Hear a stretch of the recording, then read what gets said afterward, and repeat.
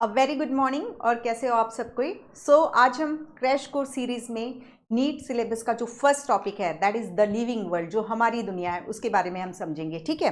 अब the living world, इस topic को हम 3 सेक्शन में डिवाइड कर सकते हैं। एक तो सबसे पहला सेक्शन जो रहता है उसमें हम देखते हैं कि क्या चीज़ें किसी को लिविंग बनाती हैं, दैट इज कुल मिलाकर के लिविंग्स की कैरेक्टरिस्टिक को समझेंगे। दूसरे सेक्शन में हम बायोडाइवर्सिटी के क्योंकि इनॉर्मस बहुत डिफरेंट टाइप के ऑर्गेनिज्म है हमारे पास, दैट इज क्वाइट रिच है हम बायोडाइवर्सिटी में। तो उन जितने भी डिफरेंट टाइप के ऑर्गेनिज्म है उनकी ग्रुपिंग करेंगे, दैट इज उनका क्लासिफिकेशन को समझेंगे। एंड थर्ड सेक्शन में कोई हम ऑर्गेनिज्म देखते हैं और हमारी क्यूरियोसिटी है इस ऑर्गेनिज्म में, तो हमें कुछ चीज़ें प्रोवाइड की गई हैं जिनकी हेल्प से हम इनको रिकॉग्नाइज कर सकते हैं, हम इन्हें आइडेंटिफाई कर सकते हैं। और ये चीज़ें जो हैं दैट इज़ ये ग्रुपिंग है, ये चीज़ें जो हैं दैट इज़ इसे हम टेक्सोनॉमिक एड कैटेगरी में पढ़ेंगे। ठीक है, तो अब ये टॉपिक स्टार्ट करते हैं हम। और आप मालूम ही है क्रैश कोर्स के ये नोट्स हैं और इसी से हम कंटिन्यू मतलब ये लेक्चर को कंटिन्यू करेंगे, जिससे कि आपको ये जो क्रैश कोर्स में क्या लिखा है क्या नहीं लिखा है वो भी अच्छे से समझ में आता जाए। ठीक है। और जहाँ पे भी जो कुछ भी थोड़ा बहुत एक्स्ट्रा जाना है वहाँ पे हम जाएंगे, लेकिन अननेसेसरी हम नहीं करेंगे। ओके। मेन जो है एनसीईआरटी चलेंगे। तो क्या चीज़ें हैं जो एक लिविंग को नॉन लिविंग से अलग करती हैं। तो यहाँ हमें कई सारी प्रॉपर कैरेक्टरिस्टिक लिविंग्स में देखने को मिलती हैं, like growth, reproduction, consciousness, metabolism, ability to self replicate. Ability to self replicate that is basically ये रिप्रोडक्शन ही है, either it is organism reproduction या cell reproduction, that is cell division. Self organise यानी हम सेल को पकड़ के tissue बनवा के नहीं देते हैं, सेल खुद ही अपना टिश्यू में ऑर्गेनाइज हो जाती हैं, टिश्यू खुद ही अपना ऑर्गन बना लेते हैं। तो उनमें कैपेबिलिटी है वो खुद ऑर्गेनाइज होकर के नए लेवल में चेंज हो जाते हैं। जैसे सेल ऑर्गेनल सेल बनाएंगे, सेल जो है ग्रुपिंग करके टिश्यू को बनाएंगे, टिश्यू ग्रुपिंग करके ऑर्गन को बनाएंगे, तो वो खुद अपने आप ऑर्गेनाइज होते जाते हैं, इंटरेक्ट होते हैं और उनके इंटरेक्शन से हमें एक नई क्वालिटीज़ या एक नई प्रॉपर्टीज़ देखने को मिलती है, वो बात करेंगे हम। ठीक है। तो डिफाइनिंग, अब हमने एक तो डिस्टिंक्टिव कैरेक्टरिस्टिक देखे, यानी जो जितने भी कैरेक्टरिस्टिक हैं जो लिविंग में नहीं है, सॉरी नॉन लिविंग में नहीं है लेकिन हमें लिविंग बना रहे हैं, उनके बारे में देखा। अब दूसरा, जब हम डिफाइनिंग कैरेक्टरिस्टिक की बात करते हैं तो डिफाइनिंग कैरेक्टरिस्टिक का मतलब ये होता है कि that is must have characteristic. किसी को हम लिविंग बोलने जा रहे हैं तो उसमें वो होना ही चाहिए। ठीक है। उसके उन कैरेक्टर्स के बिना वो लिविंग नहीं कहलाएगा। तो ये किसी को हम लिविंग बोल रहे हैं तो हम उसमें देखेंगे that is consciousness, cellular organisation and metabolism. इनको हमको एक एक करके पढ़ना है, इसलिए अभी बस इतना याद रखिए। इसमें कॉन्शियसनेस जो होती है मोस्ट मतलब कॉम्प्लेक्स प्रॉपर्टी होती है लिविंग की, कि वो किस तरीके से, हमारे पास तो सेंस ऑर्गन है, हम तो बहुत इवॉल्व है, मतलब यदि इवोल्यूशनरी हिस्ट्री में देखें तो मैमेलिया में टॉप पोजीशन में एक तरीके से हमारे पास बहुत सारे सेंस ऑर्गन है, तो हम तो इन्वायरमेंट को सेंस कर पाते हैं। लेकिन एक अमीबा या एक बैक्टीरिया जो कि प्रोकैरियोटिक सेल है, अमीबा यूकैरियोटिक सेल है, उनमें भी कैपेबिलिटी होती है अपनी सराउंडिंग को सेंस करने की। ठीक है। तो ये प्रॉपर्टी जो है सेंस करते हैं और जिस चीज को वो सेंस कर रहे हैं, जैसे हम स्टिमुलस कहेंगे, उसके अगेंस्ट जो रिस्पॉन्स देंगे दैट इज ये दोनों ही चीज, एनवायरमेंटल क्यूज को सेंस करना और उसके अगेंस्ट रिस्पॉन्ड करना जो होता है that is comes under consciousness. ठीक है। अब यहां पर हम स्टार्ट करते हैं ग्रोथ से। सबसे पहले प्रॉपर्टी हम लेते हैं ग्रोथ। ठीक है। तो ग्रोथ क्या होता है? ग्रोथ, वृद्धि, दैट इज, इसको हम जब बायोलॉजिकल लैंग्वेज में मतलब इसको डिफाइन करने जाते हैं तो हम 2 टर्म यूज करते हैं, दैट इज इंक्रीज इन मास। और ये इंक्रीज इन मास जो होता है वो अंदर की तरफ से होता है। तो जब हम इंक्रीज इन मास बोलते हैं तो बेसिकली इंक्रीज इन प्रोटोप्लाज्म। ठीक है। इंक्रीज इन मास। ठीक है। तो ये इंक्रीज इन मास, और जो दूसरा कैरेक्टरिस्टिक देखते हैं हम, इंक्रीज इन नंबर।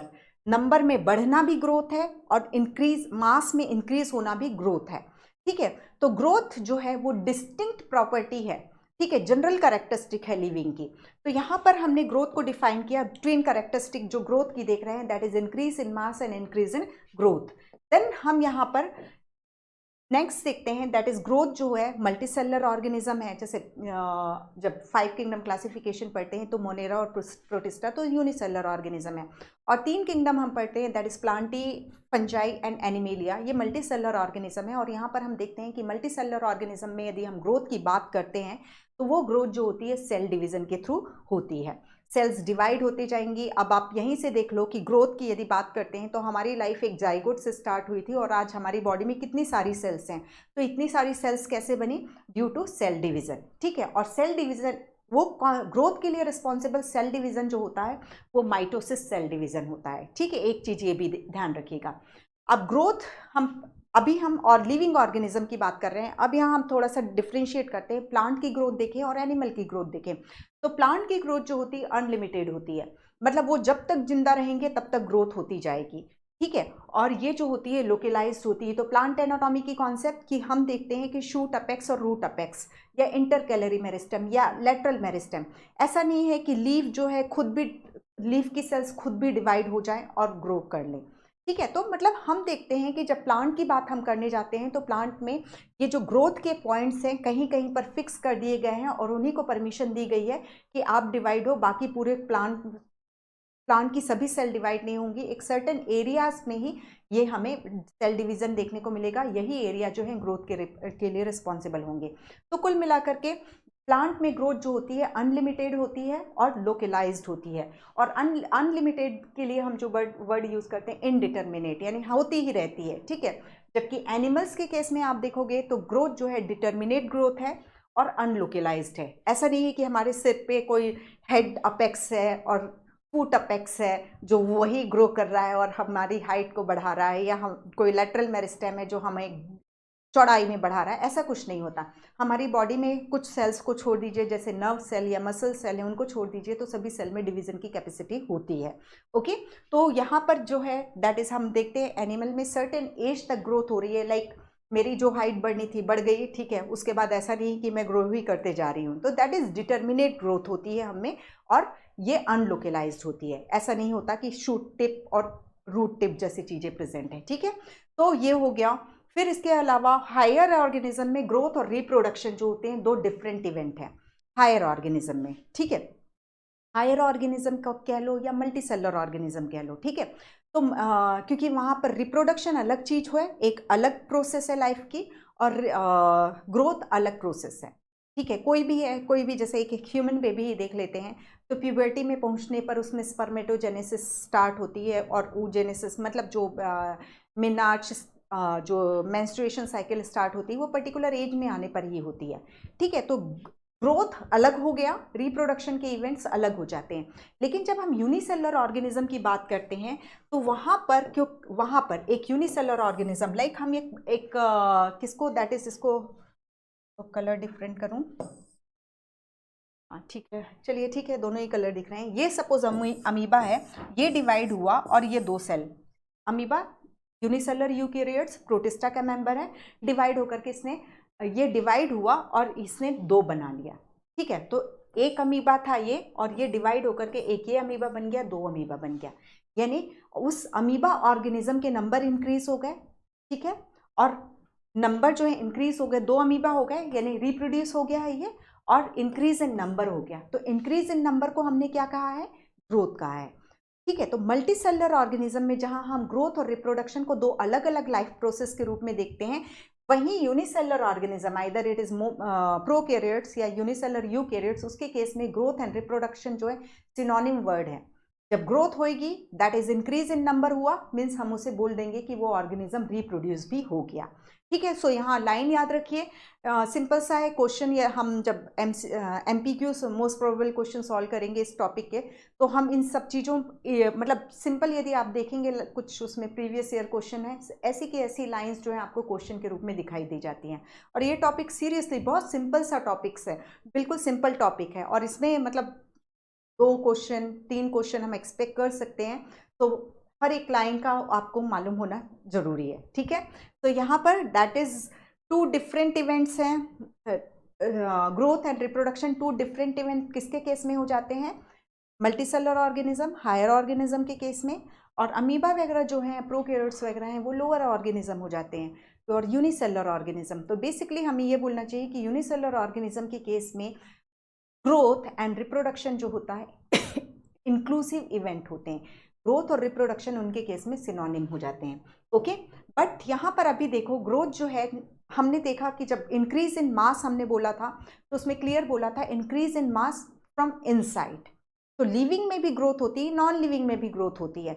यदि मैं एक कोई बोल्डर्स या एक कोई पत्थर को रख दूं तो और कई साल बाद देखो तो उसमें कई सारी डस्ट की लेयर वेयर जम जाएगी और वो उसका भी मास इंक्रीज हो गया, लेकिन वो आउटसाइड हुआ। लेकिन लिविंग की ग्रोथ बात करते हो तो वो केवल और केवल इनसाइड होती है, that is increase in protoplasm होता है। ठीक है, तो हम देख रहे हैं कि ग्रोथ नॉन लिविंग भी कर रहे हैं, ग्रोथ लिविंग भी कर रहे हैं। लिविंग की ग्रोथ इनसाइड है और नॉन लिविंग की ग्रोथ जो है आउटसाइड से। लेकिन जो भी है नॉन लिविंग है, ग्रो तो कर रहा है ना। तो हम ये देख रहे हैं कि ग्रोथ जो है एक डिफाइनिंग फीचर नहीं हो सकता लिविंग का, क्योंकि क्यों नहीं हो सकता, क्योंकि हम देख रहे हैं नॉन लिविंग भी तो ग्रोथ शो कर रहे हैं, भले ही वो आउटसाइड से कर रहे हैं।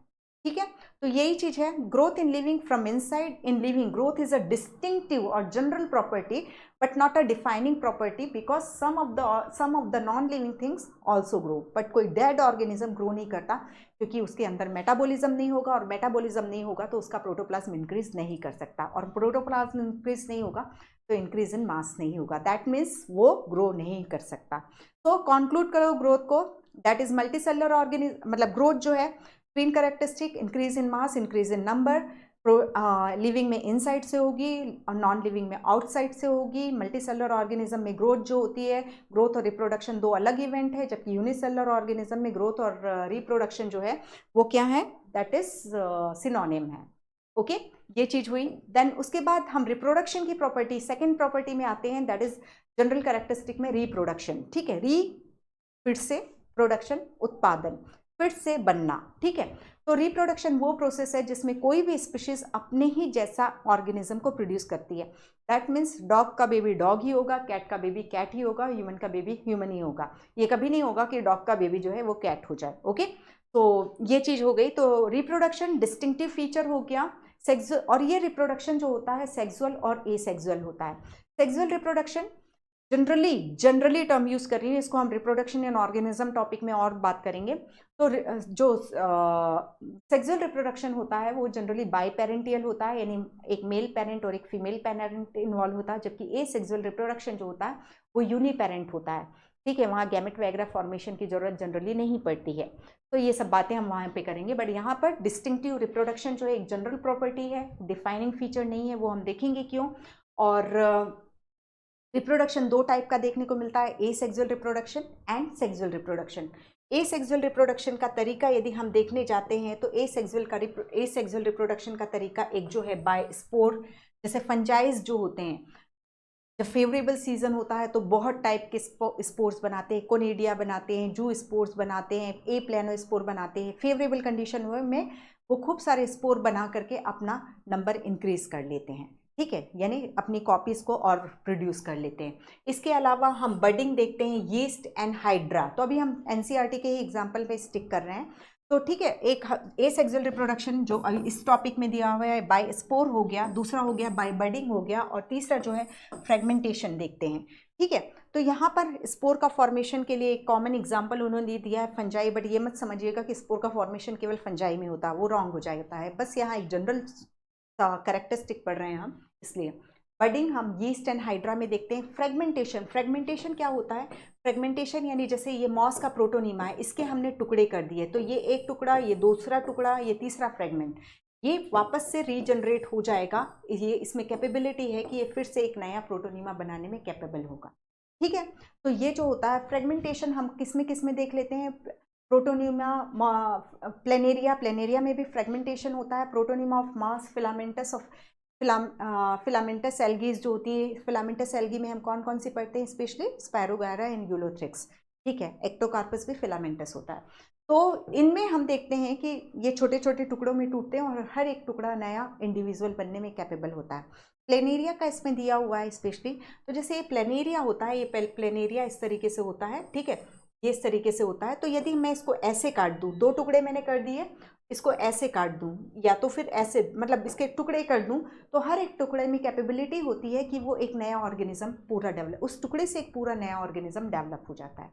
तो इसे हम रीजनरेशन बोलते हैं, ठीक है। तो ऑब्वियसली आप जब पहले टुकड़ा करोगे उसका, दैट इज उसको पहले उसका फ्रेगमेंटेशन ही तो हो रहा है ना, उसको टुकड़े में ही तो अलग अलग हो रहा है, फ्रेगमेंटेशन होता है, फिर हर एक हिस्सा जो है एक नया इंडिविजुअल बनाने में कैपेबल होता है। और इस फिनोमिना के पीछे दैट इज रीजनरेशन हो रहा है या फ्रेगमेंटेशन के थ्रू सेक्सुअली रिप्रोड्यूस हो रहे हैं, तो उसका कारण ये होता है कि जो ऑर्गेनिज्म की हर एक सेल जो होती है वो टॉटिपोटेंट होती हैं, दैट इज उसमें complete set of chromosomes present होते हैं। इस वजह से वो सेल्स जो हैं फिर से डिवाइड होकर के, डिफ्रेंशिएट होकर के एक छोटे से हिस्से से पूरा ऑर्गेनिज्म बनाने में कैपेबल होती हैं, ठीक है।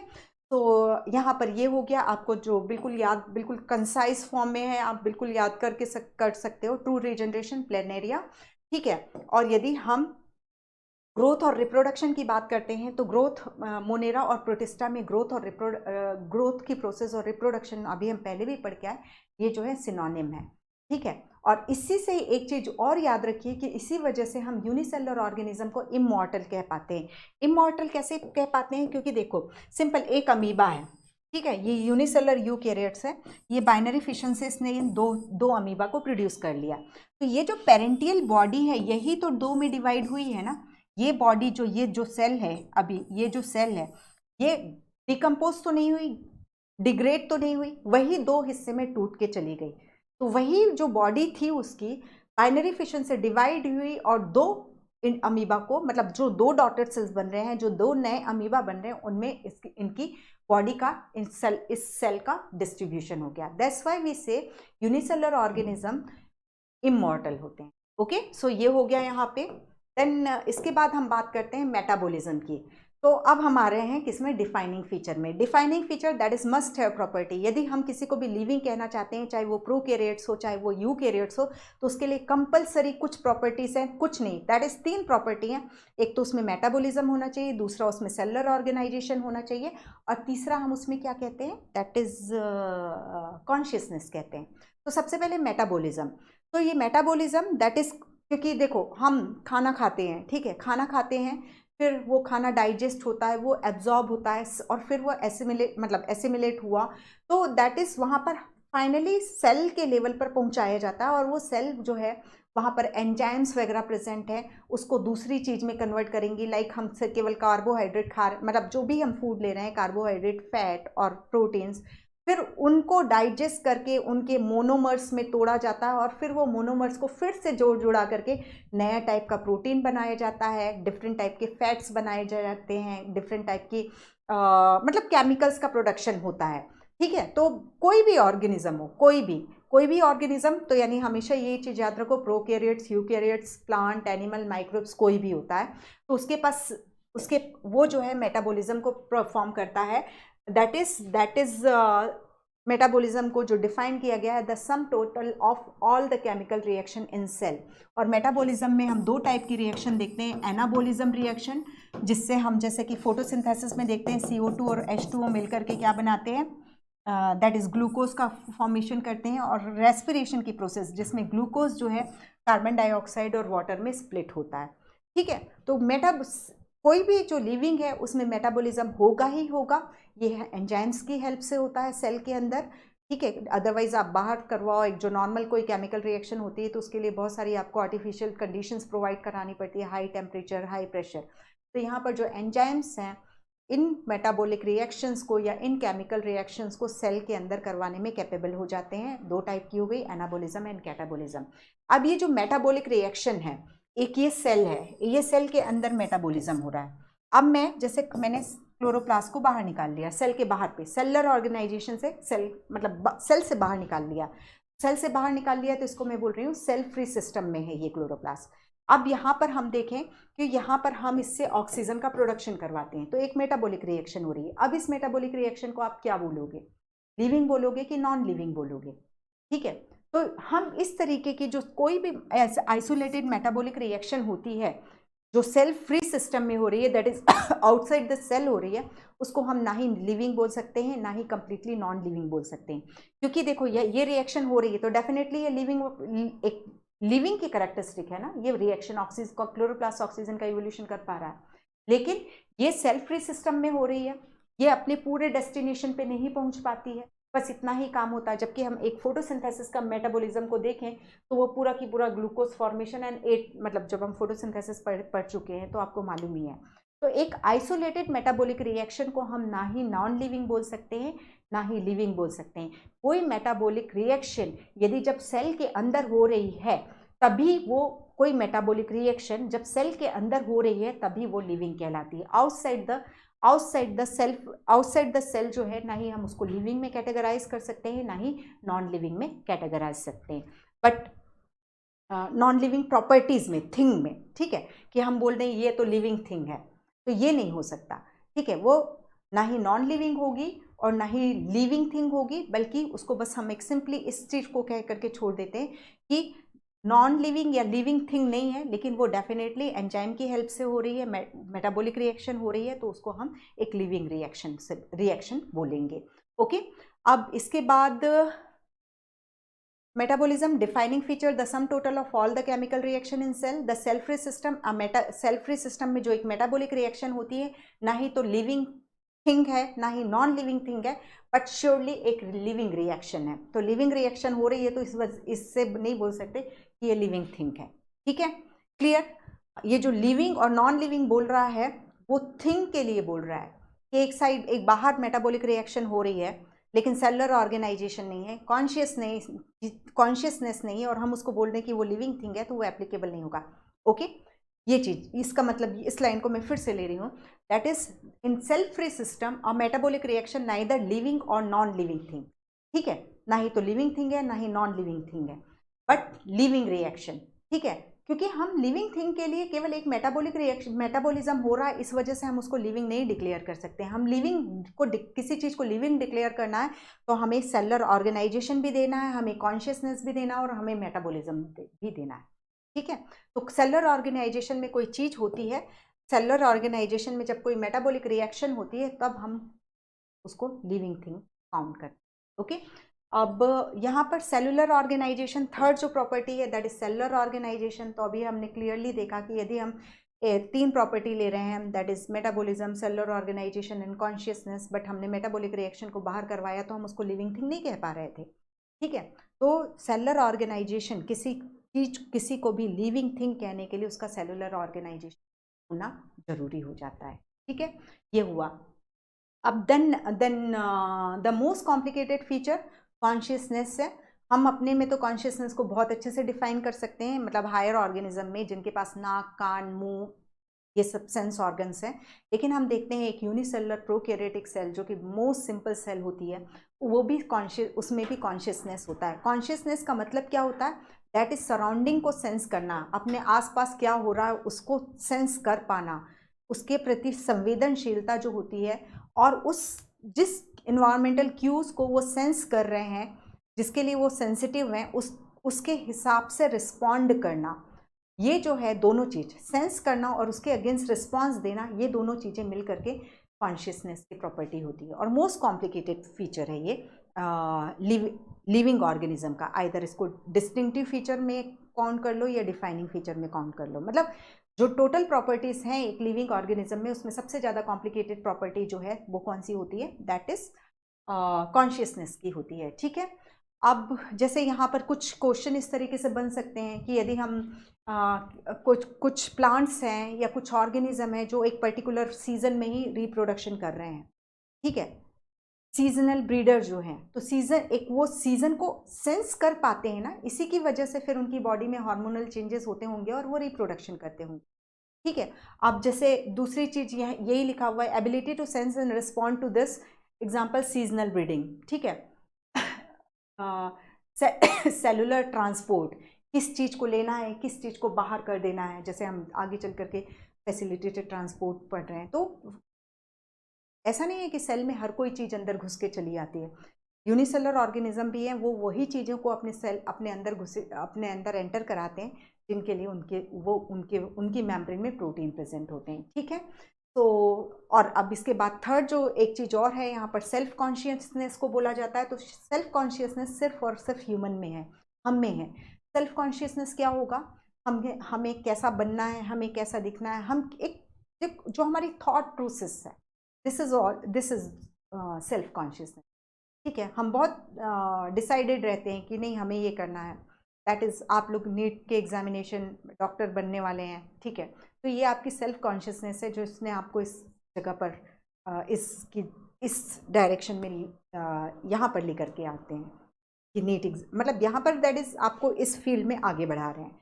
ठीक है, तो वॉट एवर कुछ भी है, हमें क्या पहनना है, हमें क्या खाना है, हमें कैसे रहना है, हमें कैसे दिखना है, these all are self consciousness. ठीक है, अब जब कोमा पेशेंट की बात करते हैं तो कॉन्शियस मतलब हम इसको लिविंग बोले नॉन लिविंग बोले अपने आप में क्वेश्चन हो जाता है, लेकिन एनसीईआरटी ने क्लियर लिखा है कि दैट इज उनमें सेल्फ कॉन्शियसनेस जो होते हैं कोमा पेशेंट में अपसेंट होता है। Okay just minute. तो मैं इसको फिर से ले रही हूँ, कोमा पेशेंट जो रहता है उनमें सेल्फ कॉन्शियसनेस नहीं होती है, और यहाँ पर क्लियरली लिखा हुआ है कि यदि मतलब वो मशीन के सपोर्ट में रहता है तो और यदि मशीन का सपोर्ट जो कि हार्ट और लंग्स का काम कर रही हैं, यदि मशीन के सपोर्ट में नहीं है तो अदरवाइज वो ब्रेन डेड होता है, और ब्रेन डेड को डेड माना जाता है। तो विथ सपोर्ट मशीन वो लिविंग कहलाएगा, लेकिन यदि आप मशीन हटा देते हो तो इट इज तो वो पेशेंट जो है डेड कहलाएगा। ठीक है, अदरवाइज ब्रेन डेड क्लियरली लिखा हुआ है एनसीईआरटी ने। ठीक है, तो यहाँ पर कोमा पेशेंट जो होता है उसमें सेल्फ कॉन्शियसनेस नहीं होती है, लेकिन सेल में कॉन्शियसनेस हो रही है, सेल्स में कॉन्शियसनेस जो कि जनरल प्रॉपर जो कि डिफाइनिंग फीचर है। ठीक है, सेल्फ कॉन्शियसनेस तो केवल ह्यूमंस में प्रेजेंट थी, कॉन्शियसनेस तो सभी ऑर्गेनिज्म में प्रेजेंट थी, आइदर वो यूनिसेलुलर हो चाहे मल्टीसेलुलर ऑर्गेनिज्म हो। तो ये line that is consciousness present है कोमा पेशेंट में, लेकिन सेल्फ कॉन्शियसनेस अपसेंट होती है, उसे मशीन के सपोर्ट से लिविंग स्टेट में बना करके रखा जाता है। ठीक है, तो दैट इज कोमा पेशेंट में सेल्फ कॉन्शियसनेस नहीं होती, इस चीज को याद रखिएगा। ओके, तो अब कॉन्शियसनेस की प्रॉपर्टी के बारे में यदि हम बात करते हैं तो कॉन्शियसनेस में हम क्लियरली देख रहे हैं कि दैट इज एनवायरमेंट को सेंस करने की एबिलिटी है और उसके अगेंस्ट रिस्पॉन्स करने की एबिलिटी है। तो जो रिस्पॉन्ड किया जाता है, रिस्पॉन्स क्या हुआ, उस सेंस वो जो स्टिमुलस है उसके लिए जो भी विजिबल चेंज दिखाई दे रहे हैं, इसका बेस्ट एग्जांपल लोग एक अमीबा है, उस हाई टेम्परेचर मतलब एक अमीबा है, वहाँ पर यदि हम हॉट वाटर डाल देते हैं तो वो उससे दूर मूव करना शुरू कर जाएगा, क्योंकि उसने टेम्परेचर को सेंस कर लिया है कि इधर हाई टेम्परेचर है, तो वो वहाँ से मूव करेगा with the help of pseudopodia. तो ये जो है, ये जो उसका मूवमेंट है जो कि विजिबल चेंज है, इसे हम रिस्पॉन्स कहते हैं, और ये रिस्पॉन्स प्रोड्यूस करने की जो कैपेबिलिटी है उसे हम इरेटेबिलिटी या सेंसिटिविटी के नाम से जानते हैं। ठीक है, तो इरेटेबिलिटी यहाँ पे यूज़ नहीं किया है, बट जो रिस्पॉन्स किया जा रहा है, ये जो कैपेबिलिटी है लिविंग ऑर्गेनिज्म में रिस्पॉन्स करने की कैपेबिलिटी है, उसे हम इरेटेबिलिटी कहते हैं। ठीक है, तो ये हो गया। अब जो थर्ड जो है, ये जो एक लिखा हुआ है इमर्जेंट फीचर, तो इमर्जेंट फीचर जो होता है वो दैट इज ऑर्गेनाइजेशन लेवल की बात करता है। जैसे एटम से मिलकर मॉलिक्यूल्स बनते हैं, ठीक है, मॉलिक्यूल से मिलकर के कंपाउंड बनते हैं, तो ये और जैसे हम लिविंग ऑर्गेनिज्म में भी देखें तो हम एटॉमिक लेवल से लिविंग ऑर्गेनिज्म का ऑर्गेनाइजेशन स्टार्ट करते हैं, एटम्स, मॉलिक्यूल्स, कंपाउंड, फिर सेल ऑर्गेनेल बनेंगे, सेल ऑर्गेनेल जो है सेल बनाएंगी, सेल मिल करके टिश्यू बनाएंगे, टिश्यू मिल करके ऑर्गन सिस्टम, देन इंडिविजुअल बनेगा। ठीक है, तो ये ऑर्गेनाइजेशन लेवल है। तो इमर्जेंट फीचर ये बोलता है कि जैसे जस्ट इसका एक एग्जांपल लो, जैसे बायोमेंटर में बायोलॉजी टीम हो गई, फिजिक्स टीम हो गई, केमिस्ट्री टीम हो गई, टेक्निकल टीम हो गई, और बैक एंड सपोर्ट बहुत सारे होते हैं। यदि हम सोचें कि हम केवल बायोलॉजी पढ़ा सकते हैं, ठीक है, और हम सब जब मिलते हैं तो ये पूरा एक नीट की प्रिपरेशन के लिए आपको पूरा मतलब सारी चीज़ें प्रोवाइड करा देता है। तो इंडिविजुअली हम में ऑल प्रॉपर्टीज़ नहीं प्रेजेंट है, लेकिन जब हम सबका इंटरेक्शन होता है तो हम ये काम करने में कैपेबल हो पाते हैं। तो वैसे ही सेल में होता है कि जैसे हम देख रहे हैं कि मॉलिक्यूलर, यहाँ पर इसको पढ़ो कि मॉलिक्यूलर इंट्रैक्शन से फिर सेल ऑर्गेनेल बनते हैं, सेल ऑर्गेनेल के इंट्रैक्शन से सेल बनती हैं, कई सेल इंट्रैक्ट होकर के टिश्यू बनाते हैं, कई टिश्यू इंट्रैक्ट होकर के ऑर्गन बनाते हैं। अब हम देख रहे हैं कि एक ऑर्गन है, जैसे एक ऑर्गन में हम ले लेते हैं हार्ट है, वो एक पर्टिकुलर ब्लड पंपिंग का काम कर रहा है, राइट, वो ब्लड पंपिंग का काम कर रहा है, लेकिन हम सोचें कि उस जो कार्डियक मसल है वो अलोन पंपिंग कर ले तो पॉसिबल नहीं होगा ना। दैट इज हार्ट की प्रॉपर्टी है ब्लड को पंप करना, और हार्ट किससे बना हुआ है? कार्डियक मसल से बना। मैं सोचूं कि मैं सिर्फ कार्डियक मसल को रख लूं और वो पंप कर दे, तो वो नहीं हो सकता। वहाँ कार्डियक मसल्स और इन सब के इंट्रैक्शन से ये ऑर्गन बन रहा है, हार्ट बन रहा है, और उनके इंट्रैक्शन से इस ऑर्गन की एक प्रॉपर्टी आ रही है कि वो ब्लड को पंप करने में कैपेबल हो पा रहा है। तो ये इमर्जेंट प्रॉपर्टी है कि मॉलिक्यूल में सेल ऑर्गेनेल की प्रॉपर्टी नहीं है, लेकिन जब मॉलिक्यूलर इंटरेक्शन होता है, जैसे सेल मेम्ब्रेन का एग्जांपल लो, उसमें प्रोटीन प्रेजेंट है और लिपिड प्रेजेंट है, कार्बोहाइड्रेट प्रेजेंट है, उनका भी अपना एक स्पेसिफिक फंक्शन है। बट जब हम प्लाज्मा मेम्ब्रेन की बात करते हैं तो मेन इंपॉर्टेंस हम लिपिड एंड प्रोटीन को देते हैं। तो हम क्या देख रहे हैं? प्लाज्मा मेम्ब्रेन है तो क्या है? लिपिड है और प्रोटीन है।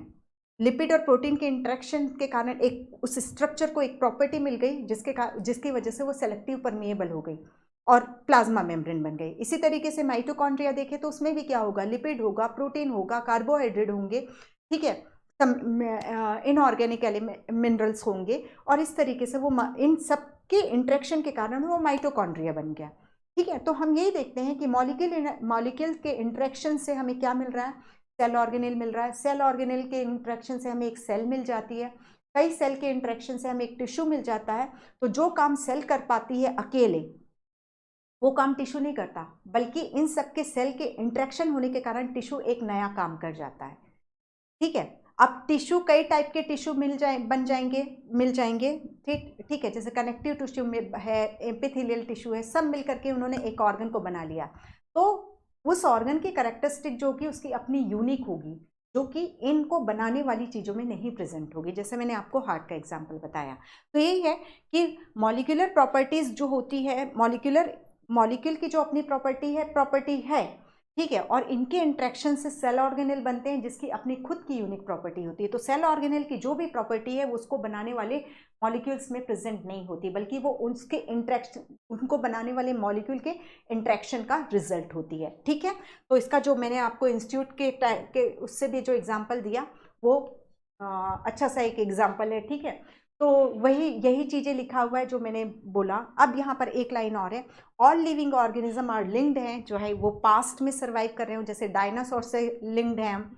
ठीक है, किस तरीके से लिंक होंगे वो बात करते हैं। Sharing of the common genetic material and varying degree.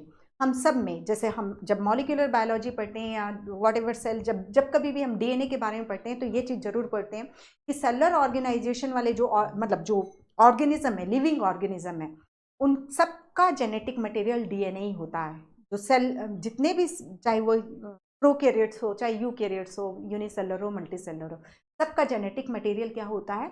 DNA होता है। हम में आरएनए जो है वो जेनेटिक आरएनए नहीं है, वो सिर्फ वायरस के पास कैपेबिलिटी है कि चूज कर लो भाई तुमको डीएनए रखना है कि तुमको आरएनए रखना है, सिंगल स्ट्रैंडेड रखना है कि डबल स्ट्रैंडेड रखना है। लेकिन जितने भी लिविंग ऑर्गेनिजम्स हैं उनके पास कोई ऑप्शन नहीं है, उनको अपना जेनेटिक मटेरियल डीएनए ही रखना है। तो सब में जेनेटिक मटेरियल डीएनए है, और यही डीएनए की प्रेजेंस, दिस मॉलिक्यूल की प्रेजेंस जो है हम सबको इंटरकनेक्ट करती है। डायनासोर का डीएनए थोड़ा डिफरेंट होगा, बैक्टीरिया का डीएनए डिफरेंट होगा, हमारा डीएनए डिफरेंट होगा। दैट इज न्यूक्लियोटाइड सीक्वेंस का डिफरेंस की बात हो रही है। ठीक है, तो यही चीज है, all living organism link sharing of the common genetic material but varying degree. ऐसा नहीं है कि जो न्यूक्लियोटाइड सीक्वेंस बैक्टीरिया के डीएनए में है वही हम में है, वही प्लांट्स में है। तो वेरिंग डिग्री का मतलब यहाँ पर ये होता है। ओके, अब हम स्टार्ट करते हैं, दैट इज क्लासिफिकेशन सेक्शन। अब हम टेक्सोनॉमी स्टार्ट करते हैं। तो यहाँ पर जो इन्होंने इंट्रोडक्शन मतलब बहुत अच्छे से अरेंज्ड है एनसीईआरटी, मतलब इतने फ्लो से उतरती जाती है ना, मतलब कहाँ से शुरू करते हैं और इतना स्टेप वाइज उतरते हुए, मतलब आप लोग भले ही मतलब सोचते हो कि एनसीईआरटी में कुछ है नहीं, ज़्यादा कुछ नहीं, लेकिन एनसीईआरटी बहुत अच्छी बुक, ये चीज़ को याद रखिए। जब पढ़ना शुरू करते हैं तो इतने स्टेप वाइज उतारते हुए लेकर के जाती है, और वो एक एक लाइन में एक एक पेज का नॉलेज लिख करके रखी हुई है। ठीक है, सो अब जब हम टेक्सोनॉमी वाला पोर्शन, क्लासिफिकेशन वाले पोर्शन को स्टार्ट कर रहे हैं, तो यहाँ पर सिंपल सा है, यदि हम मतलब ह्यूमंस ने अभी तक ये समझा है कि अर्थ में कितने टाइप के ऑर्गेनिज्म है, तो उसका नंबर वेरी करता है 1.7 मिलियन से 1.8 मिलियन के बीच। ठीक है, 1 मिलियन इज इक्वल टू कितना होता है? 10 लाख होता है। तो रेंज ऑफ बायोडाइवर्सिटी जो है इतनी सारी है। ठीक है, इतने डिफरेंट टाइप के ऑर्गेनिज्म हमने समझे, एक्चुअली है तो बहुत ज़्यादा। जब हम बायोडाइवर्सिटी की कॉन्सेप्ट पढ़ते हैं 12th के सेकेंड लास्ट टॉपिक की, तो उसमें हम देखते हैं कि अभी जब जब हम और नए नए एरिया को एक्सप्लोर करते जाएंगे, इन बायोडाइवर्सिटी का नंबर जो है बढ़ता जाएगा। अभी हमने सारी बायोडाइवर्सिटी को एक्सप्लोर नहीं किया है, हम जितने को समझ पाए हैं वो उसकी रेंज जो है 1.7 से 1.8 मिलियन के बीच की है। दैट इज 17 से 18 लाख के बीच की है। और इस 17 से 18 लाख में करीबन जो 12 लाख के करीबन है वो एनिमल्स हैं, और रेस्ट जो है वो प्लांट्स और अदर्स हैं जो हो जाते हैं। ठीक है, तो इतनी सारी बायोडाइवर्सिटी, इतने डिफरेंट टाइप के ऑर्गेनिज्म हैं, तो हमें सबका एक नामकरण तो करना पड़ेगा ना, उनको एक पर्टिकुलर नाम तो देना पड़ेगा ना। अदरवाइज क्या होगा कि इतना ज़्यादा कन्फ्यूजन क्रिएट होगा कि यदि मैं सपोज एक कैट की बात कर रही हूँ, यदि इंडिया में ही देख लो तो साउथ में जितने सारे स्टेट्स हैं, केरल में कैट को कुछ और बोलते होंगे, कर्नाटका में कुछ और बोलते होंगे, आसाम साइड चले जाओ, नॉर्थ ईस्ट साइड चले जाओ तो वहाँ कुछ और बोलते होंगे। ठीक है, नॉर्थ स्टेट्स में चले जाओ तो वहाँ पे डिफरेंट नाम से बुलाया जाता होगा। तो यदि सपोज ये हो सकता है ना कि मैं भी बिल्ली की बात कर रही हूँ, एक कोई सपोज आसाम का पर्सन है, वो भी बिल्ली की बात कर रहा हो, लेकिन वो अपनी लैंग्वेज में बिल्ली को बोले और मैं अपनी लैंग्वेज में बिल्ली को बोलूँ, दोनों डिस्क्राइब उसी को ही कर रहे हैं, लेकिन कन्फ्यूजन क्रिएट हो रहा है कि वो किस ऑर्गेनिज्म के बारे में बात कर रहा है, उसको कन्फ्यूजन क्रिएट हो रहा है कि मैं किस ऑर्गेनिज्म के बारे में बात कर रही हूँ। तो इसको इस तरीके से समझो कि हमें नॉमेनक्लेचर की जरूरत, हम जो ये पढ़ रहे हैं बायोडाइवर्सिटी का जो एक इंट्रोडक्शन दिया कि इतने डिफरेंट टाइप के ऑर्गेनिज्म हैं, और हम जब हमें उनका एक साइंटिफिक नेम रखना जरूरी होता है जिससे कि सारा कन्फ्यूज़न ख़त्म हो सके। हम एक स्टैंड नेम को, हम ये जो इतने डिफरेंट टाइप के ऑर्गेनिज्म हैं उनको एक स्टैंडर्ड नेम प्रोवाइड कराते हैं जो कि साइंटिफिक नेम कहलाता है। ठीक है, जैसे घर में आप मतलब किसी भी बच्चे को मुन्नू, टिंकू, पिंटू कुछ भी बोले, लेकिन स्कूल में उसका नाम फिक्स है। ठीक है, तो मतलब वो उस स्कूल में जो नाम लिखा हुआ है या आपके बर्थ सर्टिफिकेट में जो नाम लिखा है उसी से ही वो इंसान पहचाना जाएगा। ठीक है, तो ये हम अपने डिफरेंट लैंग्वेज में, लोकल लैंग्वेज में किसी भी ऑर्गेनिज्म को कुछ भी बोल लें, लेकिन उसका स्टैंडर्ड नेम जो होता है वो साइंटिफिक नेम होता है। ठीक है, साइंटिफिक नेम होता है। तो यही है बायोडाइवर्सिटी की रेंज, ये है नॉमेनक्लेचर ऑफ ऑर्गेनिज्म स्टैंडर्डाइज करना जरूरी है, और जो ऑर्गेनिज्म का स्टैंडर्ड नेम होता है वो उसका साइंटिफिक नेम होता है। नॉमेनक्लेचर रिक्वायरमेंट, जब यदि हम किसी ऑर्गेनिज्म को का नाम रखने जा रहे हैं, सपोज मैंने एक ऑर्गेनिज्म को खोजा, ठीक है, मुझे लगता है कि नहीं ये तो अभी तक बायोडाइवर्सिटी में डिस्क्राइब्ड ही नहीं है, तो मुझे पहले उस ऑर्गेनिज्म को डिस्क्राइब करना पड़ेगा, उसकी करेक्टराइजेशन करना पड़ेगा। मतलब मैं कोई ऑर्गेनिज्म देख रही हूँ, मुझे नहीं समझ में आ रहा, मैंने पूरा सब देख लिया, 1.7 1.8 मिलियन डाइवर्सिटी का पढ़ लिया, लेकिन मुझे लगा नहीं ये तो ये डिस्क्रिप्शन वाला ये जो दिखाई दे रहा है इस तरीके का तो लिस्ट में कहीं पर भी मेंशन नहीं है, तो मैं उसको डिस्क्राइब करूँगी कि भाई इसमें क्या प्रेजेंट है क्या नहीं है, इसकी क्या करेक्टरिस्टिक है, उसकी मैं पूरी लाइफ साइकिल को स्टडी करूँगी, उसके नेचुरल इन्वायरमेंट में उसको, उसके करेक्टर्स को नोट डाउन करूँगी, फिर आइडेंटिफाई करूँगी, फिर उसको क्लासीफाई करूँगी, फिर फाइनली मैं उसको एक नाम प्रोवाइड करा दूँगी। ठीक है, तो किसी भी ऑर्गेनिज्म के नेम को स्टैंडर्डाइज करना है, मतलब किसी भी ऑर्गेनिज्म का नाम रखना है, तो नॉमेनक्लेचर के लिए रिक्वायरमेंट क्या होती है? Description, identification, classification, then naming. Okay, आप हमें शेर को कोई दिखाएगा, हमें टाइगर को दिखाएगा तो हम तुरंत बोलेंगे ये तो अरे पेंथेरा टिग्रिस है, लेकिन आपने ऐसा ऑर्गेनिज्म देखा जिसको आप जानते ही नहीं हो, तो आपको उसको उसके करेक्टरिस्टिक को तो नोट डाउन करना पड़ेगा ना, फिर आप करेक्टरिस्टिक मैच कराओगे कि अच्छा ये तो मैमल की ही करेक्टरिस्टिक है, लेकिन ऐसा मैमल की रेंज में तो मतलब आपने कोई ऑर्गेनिज्म देखा, उसकी बॉडी में हेयर देखा, उसमें मेमोरी ग्लैंड देखी, लेकिन जितने भी डिस्क्राइब्ड मैमल है उसमें आपको नहीं दिखाई दे रहा ये ऑर्गेनिज्म। ठीक है, तो आपने एक एक चीज़ तो नोट की कि बॉडी में हेयर प्रेजेंट है, मेमोरी ग्लैंड प्रेजेंट है, ठीक है, एक्सटर्नल ईयर प्रेजेंट है, वॉट एवर जो भी मेमलिया की करेक्टरिस्टिक है, हम एनिमल क्लासिफिकेशन में नहीं जाएंगे, उससे ये तो पहचान लिया आपने मैमल है। ठीक है, तो और भी बाकी सारे करेक्टरिस्टिक कहीं ना कहीं तो डिफर करेगा ना, ये एक डिफरेंट स्पीशीज़ है, तो वो सारे को करेक्टराइजेशन करा आपने, करेक्टराइजेशन की हेल्प से आपने उसको आइडेंटिफाई किया, तो क्लास उसके पर्टिकुलर क्लासिफिकेशन किस ऑर्डर में, किस ऑर्डर में, किस फैमिली में, किस जीनस में क्या उसको रखा आपने, फिर आप उसमें आपने उसको एक पर्टिकुलर नेम प्रोवाइड करा दिया। तो एक्चुअली जब हम ये पढ़ते हैं ना तो ये रहता है, कभी भी कोई एक नया ऑर्गेनिज्म आप जब देखते हो ना, तो ऐसा नहीं है कि आप बस देखे और आपने उसको पहचान लिया, सब कुछ कर लिया, कि लाइफ साइकिल आपको उसके नेचुरल इन्वायरमेंट में पूरी स्टडी करनी पड़ती है। मतलब कोई एनुअल है, प्लांट की बात करें, एनुअल है तो आप विद इन अ सीजन कर लोगे, लेकिन कोई पेरिनियल प्लांट है, मान लो उसमें फ्लावरिंग जो है 10 साल बाद होगी, तो आपको 10 साल वेट करना पड़ता है, ठीक है, कि वो फ्लावरिंग करे, उसका फ्लावर कैसा है, उसका फ्रूट कौन सा लग रहा है, वो बहुत लंबी प्रोसेस है, ठीक है। तो यहाँ पर दैट इज नॉमेनक्लेचर रिक्वायरमेंट क्या क्या रिक्वायरमेंट मांगता है, that is description, identification, classification, then naming. Okay अब जैसे हमने ये कन्फ्यूजन ट्यून करने के लिए हमने हर एक का नाम स्टैंडर्डाइज करने का तो सोच लिया, दैट इज़ जिसे हम साइंटिफिक नेम कह रहे हैं। ऐसा नहीं है कि आप अपने मन मर्जी से कोई सा भी उसका नाम रख सकते हो, आपको एक रूल्स का सेट प्रोवाइड करा दिया गया है, एक लिस्ट प्रोवाइड करा दी गई है कि आप इस लिस्ट को फॉलो करो, फिर आपने कोई ऑर्गेनिज्म नया खोजा है तो इस लिस्ट के नियमों को मानो और उसके हिसाब से आप उसका नाम रखो। तो एनिमल्स के लिए जो अथॉरिटी है, जो रूल्स एंड रेगुलेशन फिक्स करती है साइंटिफिक नेम रखने के लिए, वो है ICZN।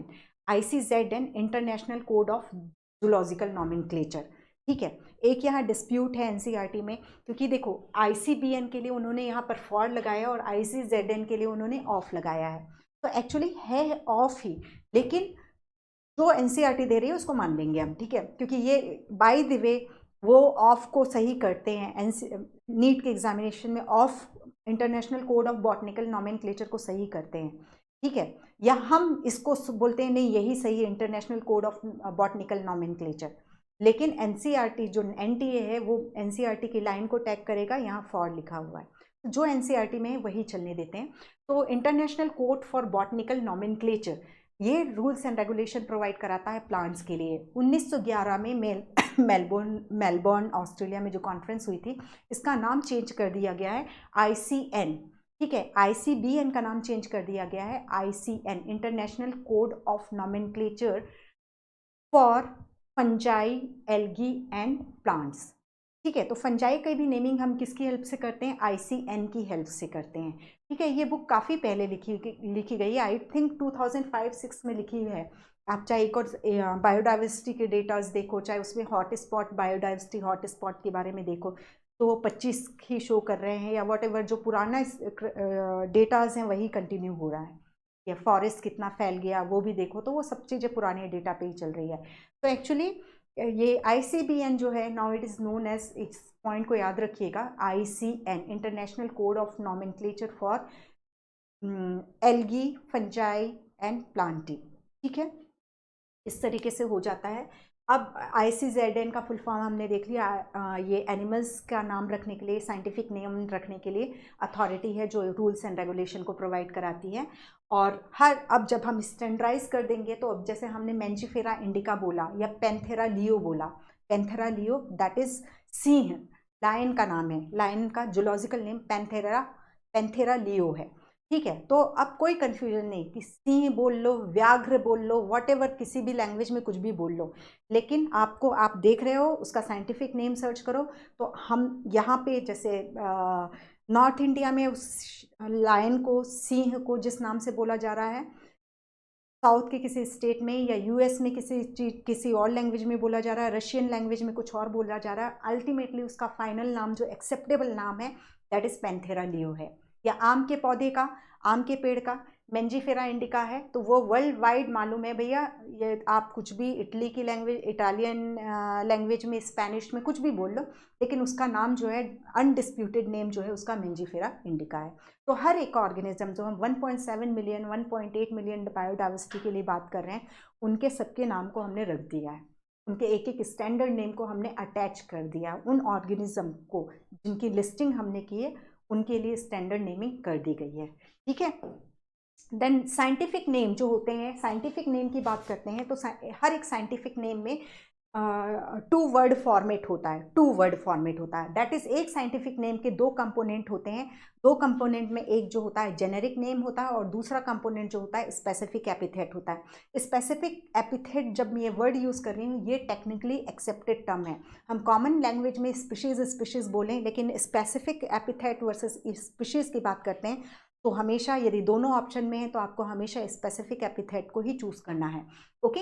तो साइंटिफिक नेम किसी का भी, जैसे अभी मैंजीफेरा इंडिका, तो मैंजीफेरा इंडिका 2 कंपोनेंट होते हैं साइंटिफिक नेम में या स्टैंडर्ड नेम में, दैट इज एक जेनेरिक नेम होता है, और दूसरा जो होता है स्पेसिफिक एपिथेट होता है, और यही जो है बायनॉमियल नॉमेनक्लेचर कहलाता है।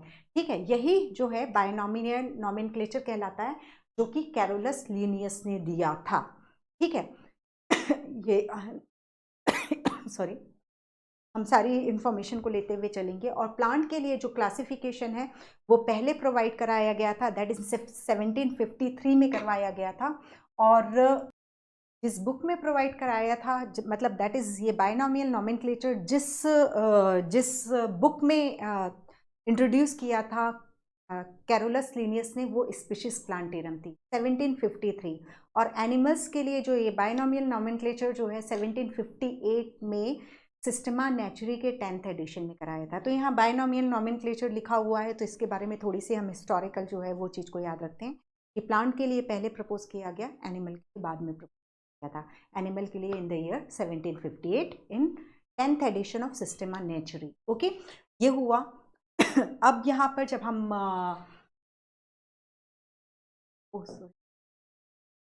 ठीक है, यहाँ पर हम जब साइंटिफिक नेम की बात की हमने, ठीक है, तो ये देखा। अब कुछ जो बायोलॉजिकल नेम्स जो हैं वो हमेशा लैटिनाइज्ड होने चाहिए, लैटिनाइज्ड होने चाहिए। जैसे जो भी वर्ड है उसको लैटिन में क्या कहा जा रहा है, तो उस वर्ड को चूज करो।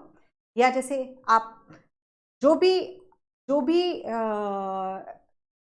लैंग्वेज में आप चूज कर रहे हैं उसको लैटिनाइज कर दो। इसका सबसे अच्छा एग्जाम्पल कैरोलस लिनियस का एक्चुअल नेम कार्ल वॉन लिन है। ठीक है, कार्ल वॉन लिन, कार्ल वॉन लिन। ठीक है, इन्होंने इतने ज़्यादा वो इन्फ्लुएंस से कैरोलस लिनियस इतने ज़्यादा इन्फ्लुएंस है कि उन्होंने अपना कार्ल वॉन लिन जो नाम है उसको लैटिनाइज कर लिया, कैरोलस लिनियस कर लिया। ठीक है, तो यही बोल रहा है कि वॉट एवर इनका जो अपना नाम था कार्ल, उसको कैरोलस हो गया। ठीक है, लीन को लीनियस हो गया, तो इसको लैटिनाइज कर लिया था। जैसे आज की डेट में हम इंग्लिश से इन्फ्लुएंस्ड हैं। ठीक है, तो बिल्कुल उसी समय जो, यदि आप पूरा साइंस की हिस्ट्री में देखोगे तो लैटिन लैंग्वेज का बहुत ज़्यादा इन्फ्लुएंस था एक टाइम पे। ठीक है, और जैसा कि आज इंग्लिश डोमिनेट कर रही है, एक टाइम में ये लैंग्वेज डोमिनेट करती थी। तो यही चीज़ है, दैट इज़ बायोलॉजिकल नेम जो होते हैं वो जो भी होंगे, या तो लैटिन ओरिजिन उसका एक्सेप्ट करो, या जो भी जिस लैंग्वेज में भी नाम है उसको लैटिनाइज कर लो, जैसे इन्होंने अपने नाम को किया था। फिर और आप जब लिख रहे हो तो आपको फॉन्ट जो यूज़ करना है दैट इज़ इटालिक्स यूज़ करना है, दैट इज़ कर्सिव में आपको लिखना पड़ेगा। ठीक है, तो क्या दो चीज़ें, दैट इज़ पहली लैटिनाइज्ड आपको वर्ड चूज करना है। जब आप साइंटिफिक नेम रखने जा रहे हो तो आपको जो भी नाम है उसको या तो लैटिन ओरिजिन का चूज करो या उसको लैटिनाइज करो। ठीक है, या आम को जो लैटिन में बोला जाता है मेंजीफेरा बोला जाता है, तो आम आप मेंजीफेरा रख लो, या हम आम का नाम रखने जा रहे हैं तो आम को लैटिनाइज कर दो, एमिनेज, जो भी बोलना है वो बोल लो। ठीक है, ये करना पड़ता है, या तो लैटिन ओरिजिन वर्ड चूज करो, या उसको जो आप वर्ड है आपकी लैंग्वेज में जो वर्ड है उसको लैटिनाइज करो। ओके, देन उसको आपको लिखना है तो आपको उसको इटालिक्स में लिखना होगा। ये रूल है जो ICBN और ICZN हमें प्रोवाइड कराते हैं। ठीक है, फिर उसके बाद जो है, यदि आप हैंड रिटन हाथ से लिख रहे हो तो जैसे हाथ से लिख रहे हो तो आप मेंजीफेरा इंडिका, ठीक है, तो आपको क्या करना पड़ेगा, इनको जो है अंडरलाइन सेपरेटली अंडरलाइन, इसको अलग अंडरलाइन करो, आप इसको अलग अंडरलाइन करो। ये नहीं कि आप इकट्ठा पूरा एक लाइन खींच दो, वो नहीं चलेगा, ये भी रूल है। ठीक है, फिर उसके बाद यहाँ पर हमेशा जब हम बायनॉमियल नॉमेनक्लेचर की बात कर रहे हैं कि एक साइंटिफिक नेम के या एक स्टैंडर्ड नेम के दो वर्ड हैं, ये जो है ये जीनस को रिप्रेजेंट कर रहा है और ये स्पीशीज को रिप्रेजेंट कर रहा है। तो जीनस जो होता है, ये जेनेरा नेम जो है वो हमेशा कैपिटल लेटर से स्टार्ट होगा, और स्पीशीज का नेम जो होता है हमेशा स्मॉल लेटर से स्टार्ट करना है आपको। आप जब यदि इसको ऐसे लिख दोगे ना तो ये गलत हो जाएगा। तो क्वेश्चन में भी ऐसे ही हो सकता है कि वो लिख दिया इस तरीके से पैंथेरा लियो, ये गलत है, ये ICZN को फॉलो नहीं कर रहा है। ठीक है, तो क्वेश्चन इस तरीके से भी बने हुए हैं। ओके, तो पहला हमने देखा कि बायनॉमियल नॉमेनक्लेचर के लिए जो रूल्स हैं उसमें टू वर्ड फॉर्मेट यूज़ करना है, और जो भी आप वर्ड यूज़ कर रहे हो किसी ऑर्गेनिज्म का नाम रखने के लिए, या तो लैटिन ओरिजिन का लो या लैटिनाइज करो और उसको इटालिक्स में लिखो। यदि आप हैंड रिटन कर रहे हो तो जीनस और स्पीशीज़ को सेपरेटली अंडरलाइन करोगे, और उसके बाद जीनस जो है उसका नाम जो है कैपिटल से स्टार्ट होगा, स्पीशीज़ का नाम जो है स्मॉल लेटर से स्टार्ट होगा, ठीक है। और यदि जैसे मेंजीफेरा इंडिका, यहाँ पर आप लिन देख रहे हो, लिन, तो ये जो लिन लिखा हुआ है वो क्या इंडिकेट करता है कि दैट इज इस स्पीशीज को सबसे पहले किसने डिस्क्राइब किया था, दैट इज लिनियस ने डिस्क्राइब किया था। ये सारी चीजें हैं, तो ये जो है ये नॉमेनक्लेचर रूल्स में आती हैं।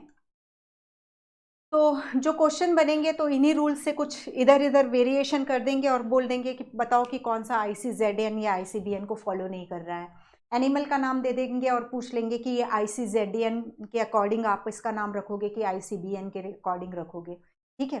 तो ICN मैंने आपको बताया जरूर है, लेकिन इस साल जो लेटेस्ट एडिशन है उसमें भी ICBN ही चल रहा है, तो इसलिए आपको टेंशन लेने की जरूरत नहीं है। बट एक जनरल नॉलेज कि now ICBN is known as ICN since 2011, okay, ये चीज़ है। तो ये हो गया। तो अब यहाँ पर ये अभी हमने देखा, तो ये जो है दैट इज़ यहाँ पर यदि मेंजीफेरा इंडिका और उसके बाद में कुछ लिन लिखा हुआ है तो दैट इज़ वो जो है उस ऑथर को डिस्क्राइब करता है, उस ऑथर का नाम को शॉर्ट एब्रीवेटेड फॉर्म में, शॉर्ट फॉर्म में लिखता है, जिस टेक्सोनॉमिस्ट ने उसे सबसे पहली बार डिस्क्राइब किया था, ठीक है। तो ये हो गया हमारा नॉमेनक्लेचर रूल्स हो गए। अब ये तो हमने समझ लिया कि भाई एक ही ऑर्गेनिज्म का चिंटू, पिंटू, बंटी, बबली कुछ भी नाम हो सकता है, तो उसको एक स्टैंडर्डाइज नेम देना पड़ता है कि भाई सारी दुनिया के लोग उसको उसी नाम से जाने, इसलिए हमें नॉमेनक्लेचर की रिक्वायरमेंट हुई। अब इसके बाद आप फिर से वहीं पे आ जाओ बायोडाइवर्सिटी पे कि 1.7 से 1.8 मिलियन की बायोडाइवर्सिटी है। अब मैं सोचूं कि नहीं, मैं तो हर एक ऑर्गेनिज्म को अलग अलग ही स्टडी करूंगी, यानी हमारे पास 18 लाख ऑर्गेनिज्म है और मैं एक से स्टार्ट करूंगी काउंटिंग और 18 लाख तक पे जाऊंगी। तो मतलब अर्थ जब से फॉर्म हुई है और अभी तक का भी टाइम ले ले तो शायद हम इतने को एक एक को पकड़ के डिस्क्राइब करना शुरू करते तो नहीं कर पाते थे। हमने क्या किया है कि हमने सिमिलर कैरेक्टरिस्टिक वाले को की ग्रुपिंग कर दी है। अब सिंपल इसमें भी हम करते हैं मेटल, नॉन मेटल, ठीक है, hard, soft, conductor, non insulator, ठीक है, इस तरीके से हम क्लासिफिकेशन करते हैं। तो मतलब सिमिलर कैरेक्टरिस्टिक जिनकी होती है उनका एक ग्रुप बना दिया जाता है। तो अब जब हम ये 17-18 लाख टाइप के ऑर्गेनिज्म देख रहे हैं तो उनमें हमने क्या किया, उनकी हमने ग्रुपिंग कर दी है, ठीक है। एनिमल्स में जैसे देखते हैं हम 10 फाइलम, जो मेन फाइलम पढ़ते हैं, ठीक है, अदर देन उसके भी फाइलम है, लेकिन जो मेन फाइलम है वो 10 फाइलम हो गए, ठीक है। 10 फाइलम बनाए हमने, तो उसमें सिमिलर कैरेक्टरिस्टिक वाले ऑर्गेनिजम्स को रख दिया। तो क्लासिफिकेशन इसलिए जरूरी है क्योंकि हम एक एक इंडिविजुअल, जो एक एक टाइप के ऑर्गेनिज्म, एक एक जो 18 लाख है उनका पूरे के एक एक की स्टडी नहीं कर सकते, उसमें कई जिंदगियां लग जाएंगी और चलता रहेगा, तो भी खत्म नहीं होगा। तो हमने ये सोचा कि ठीक है, हम इनको ग्रुप्स में डिवाइड कर देते हैं, एक ग्रुप्स को स्टडी करेंगे, एक ग्रुप्स में मान लो 1 लाख ऑर्गेनिज्म आ जा रहे हैं या 50,000 ऑर्गेनिज्म आ जा रहे हैं, तो एक ग्रुप को स्टडी करने के साथ ही हम 50,000 ऑर्गेनिज्म की स्टडी एक्चुअली कर लेते हैं। तो इस तरीके से ग्रुपिंग जो करते हैं सिमिलर कैरेक्टरिस्टिक की बेसिस पे, दिस इज कॉल्ड क्लासिफिकेशन, ठीक है। अब फिर देखो, तो मतलब हमें सिंपल ऑब्जर्वेबल कैरेक्टर्स देखना है जिनमें सिमिलर हो गए, उनका एक ग्रुप बना देना है, दिस इज कॉल्ड क्लासिफिकेशन। और क्लासिफिकेशन की प्रोसेस जो होती है वो कहलाती है टैक्सोनॉमी, ठीक है। क्लासिफिकेशन, टैक्सोनॉमी, सिस्टमैटिक, 3 वर्ड हम पढ़ेंगे यहाँ पर। Classification simple observable basis, character की बेसिस पर उनकी ग्रुपिंग करना, क्लासिफिकेशन कहलाया। और इसके लिए हमने जो भी प्रोसीजर, इस ग्रुपिंग करने के लिए जो भी प्रोसीजर अपनाए, this is called taxonomy. Taxonomy में हमने सिर्फ क्लासिफिकेशन को ही एक तरीके से इंक्लूड किया, ठीक है। अब टैक्सोनॉमी में हम अपना ऑर्गेनिजम्स का डिफरेंट नॉलेज को अप्लाई कर लें कि उसकी सेल स्ट्रक्चर कैसी है, उसकी एम्ब्रियोलॉजी कैसी है, उसका मॉर्फोलॉजिकल कैरेक्टर कैसा है, उसका एनाटॉमी कैसी है, ठीक है, उसका लाइफ साइकिल पैटर्न क्या है, ये सब चीज़ों को, वो किससे इवॉल्व हुआ, इन सब कुछ चीज़ को भी टैक्सोनॉमी में कंसिडर कर लें, तो उसको टैक्सोनॉमी ना कह करके हम क्या कहने लगेंगे, सिस्टमैटिक। तो सिस्टमैटिक में जब सिस्टमैटिक टर्म हम जब यूज़ करते हैं तो हमने जो ऑर्गेनिज्म के बारे में डिफरेंट टाइप का नॉलेज ऑब्टेन किया, उन सब चीज़ को अप्लाई कर देते हैं, ठीक है। तो क्लासिफिकेशन, ग्रुपिंग करना, ग्रुपिंग करने के प्रोसेस को हमने क्या कहा, टैक्सोनॉमी कहा। क्लासिफिकेशन की प्रोसेस को हम टैक्सोनॉमी कहते हैं। इस टैक्सोनॉमी को यदि इस ग्रुपिंग करने में हमने खूब सारा नॉलेज अपने हम जो भी समझते हैं ऑर्गेनिज्म के बारे में वो सब अप्लाई कर लिया, then it becomes systematic. Okay, तो यही है द साइंटिफिक टर्म। अब यहाँ classification, grouping and sub grouping. हाँ, अब यहाँ पर हमने ग्रुप्स बनाए, ठीक है। तो इसको जो भी हम बना रहे हैं, जो भी एक साइंटिफिक टर्म देते हैं हम इसको, अभी रुको, ये चीज़ तो हमने समझी, अब ये सीधा ये वाला पॉइंट है, तो इसको हम देखते हैं। That is what is taxon. ये टैक्सा इज प्लूरल, ठीक है, और टैक्सॉन जो है सिंगुलर है। इवन इस पे क्वेश्चन आ चुका है, टैक्सॉन क्या है, सिंगल और सिंगुलर है, और taxon is singular and taxa is plural, ठीक है। तो अब यहाँ पर हम टैक्सॉन कैटेगरी बहुत सारा एनसीईआरटी ने लिखा है, सिंपल सा है। जो कैटेगरी और टैक्सॉन में डिफरेंस ये होता है, जब आप एनसीईआरटी जब कभी भी आप पढ़ते हो ना, तो उसके जो सब हेडिंग्स होते हैं उनमें पढ़ो। तो टैक्सोनॉमिक कैटेगरी, और फिर उसके नीचे उन्होंने पूरा किंगडम, फाइलम, ऑर्डर, व्हाटएवर जो भी है 7 ऑब्लिगेटरी कैटेगरीज उनको डिस्क्राइब किया है। तो जब कैटेगरी है तो फाइलम बोल रही हूँ, दैट इज मैं कैटेगरी बोल रही हूँ। फाइलम के सामने मैंने लिख दिया दैट इज कॉर्डेटा, तो कॉर्डेटा इज टैक्सॉन, ठीक है। कैटेगरी है फाइलम, किंगडम, फाइलम, डिवीजन या then class, order, family, genus, species, ये जितने भी मैंने बोला ये कैटेगरी के नेम मैंने बोले हैं।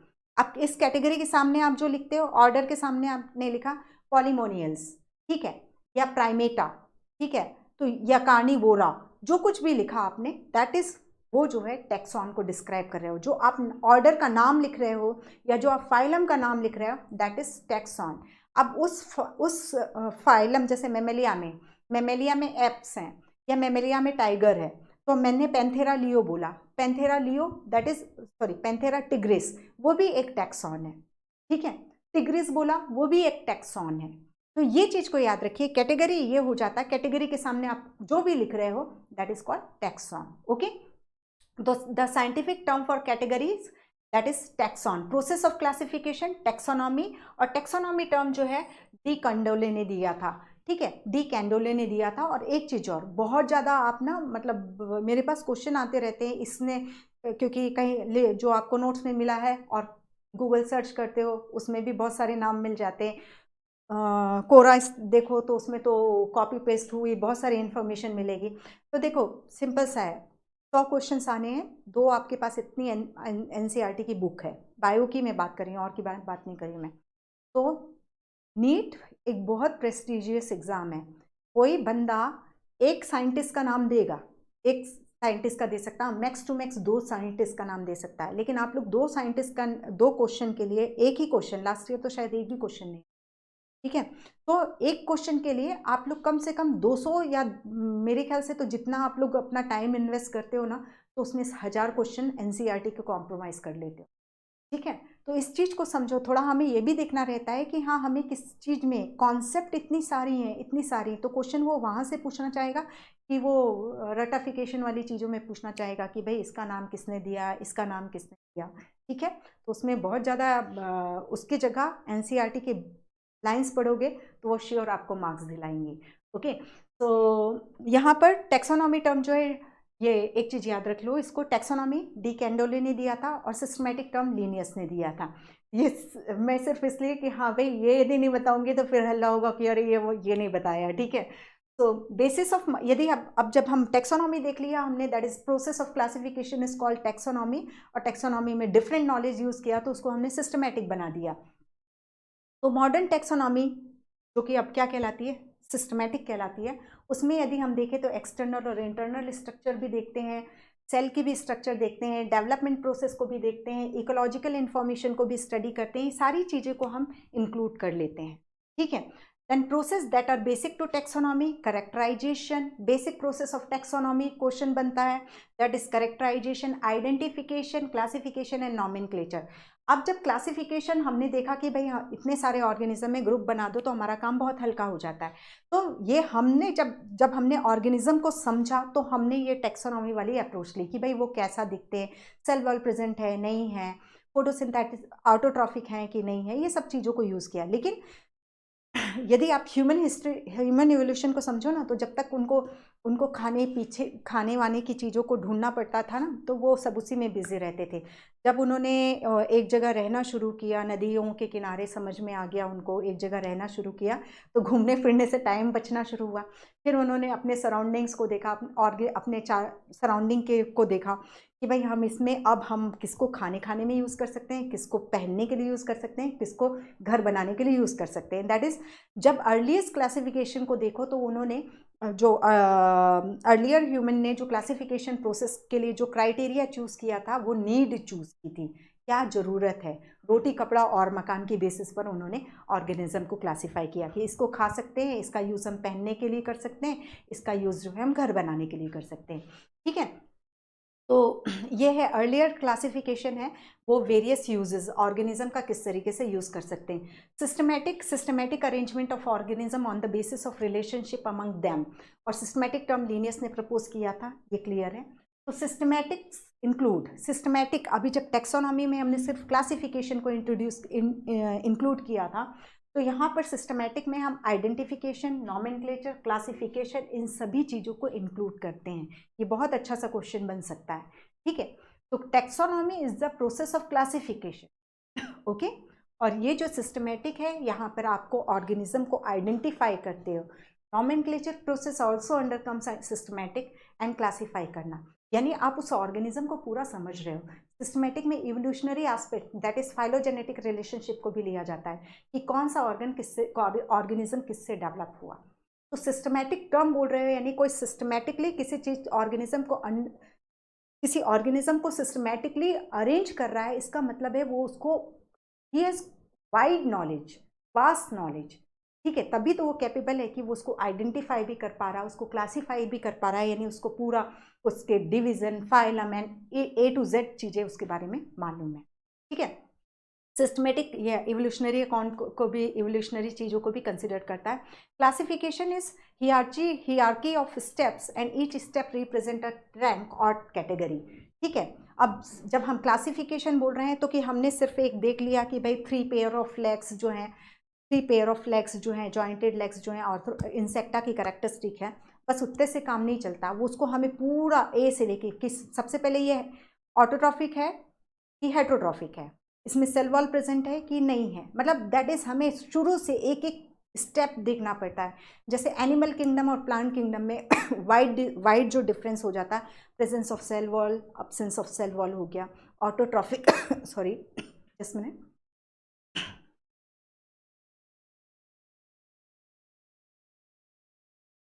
तो सॉरी, ठीक है, तो मतलब फोकस बैच के स्टूडेंट्स जानते होंगे कि मैंने अभी पिछले 1.5-2 महीने केवल खांस के ही पढ़ाया है। नाउ काफ़ी हद तक मेरी ठीक हो चुकी है अभी। तो क्लासिफिकेशन, जो यदि हम क्लासिफिकेशन की बात करते हैं तो हियरार्की ऑफ क्लासिफिकेशन जो है, ऐसा नहीं है कि सिंगल स्टेप प्रोसेस है, यहाँ पर हमें कई कैटेगरीज को 1 by 1 अरेंज करना पड़ता है।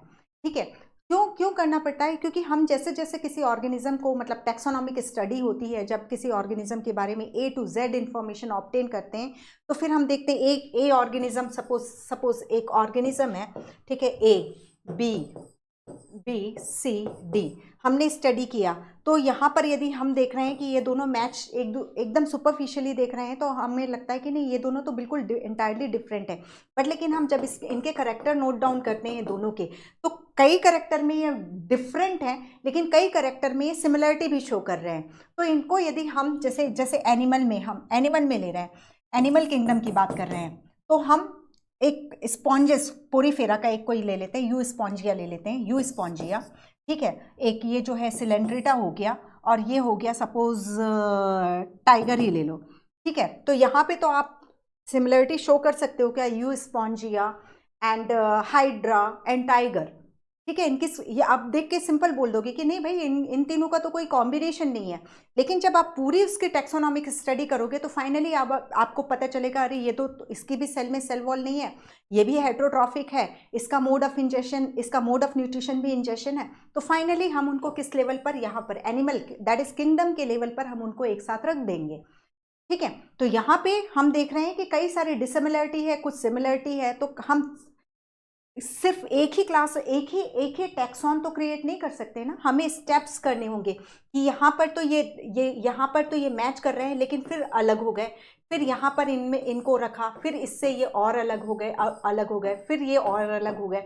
तो जैसे जैसे स्टेप वाइज हम नीचे मतलब पूरी डिटेल स्टडी में देखते हैं तो वो कहीं सिमिलरिटी शो करते हैं, कहीं डिसिमिलरिटी शो करते हैं। तो इसकी वजह से टैक्सोनॉमिक स्टडी की वजह से हमें क्लासिफिकेशन, जब हम टैक्सोनॉमी करते हैं मतलब क्लासिफिकेशन करते हैं तो ये हियरार्की ऑफ स्टेप होता है। दैट इज हमें कई सारी कैटेगरीज क्रिएट करनी पड़ती है उनकी सिमिलरिटी एंड डिसिमिलरिटी के अकॉर्डिंग। ठीक है, तो ये है classification. Classification is hierarchy of step and each step represent a rank और कैटेगरी। तो रैंक, कैटेगरी और टैक्सॉन को हमने समझ लिया। ठीक है, अब ऑल कैटेगरी टुगेदर, सभी कैटेगरीज जो होंगी उनको हम क्या कहते हैं, सभी कैटेगरी को जब हम प्रॉपरली अरेंज करते हैं एक सिक्वेंशियल, उसके सीनियर मतलब जैसे यदि मैं इस साइड से ऊपर जा रही हूँ तो इसको हम असेंडिंग ऑर्डर में बोल रहे हैं, तो इसको ये टैक्सोनॉमिक हियरार्की बना रही है। ठीक है, जिसमें हम देख रहे हैं यदि हम टैक्सोनॉमिक हियरार्की की बात करें तो हाईएस्ट कैटेगरी जो हो जाती है वो किंगडम हो जाती है। मतलब कोई भी ऑर्गेनिज्म का क्लासिफिकेशन करोगे ना तो आपको इन 7 चीज़ों को तो बताना ही पड़ेगा। इसके बाद आपकी चॉइस है कि इनके बीच में भी आप कुछ कुछ रख दो, मतलब और क्लासिफिकेशन को मोर एंड मोर क्लियर करने के लिए आप सब कैटेगरीज को भी रख दो चलेगा, लेकिन ये 7 कैटेगरीज जो हैं that is kingdom, phylum, class, order, family, genus, species, इसको तो आपको रखना ही, आपको बताना ही है।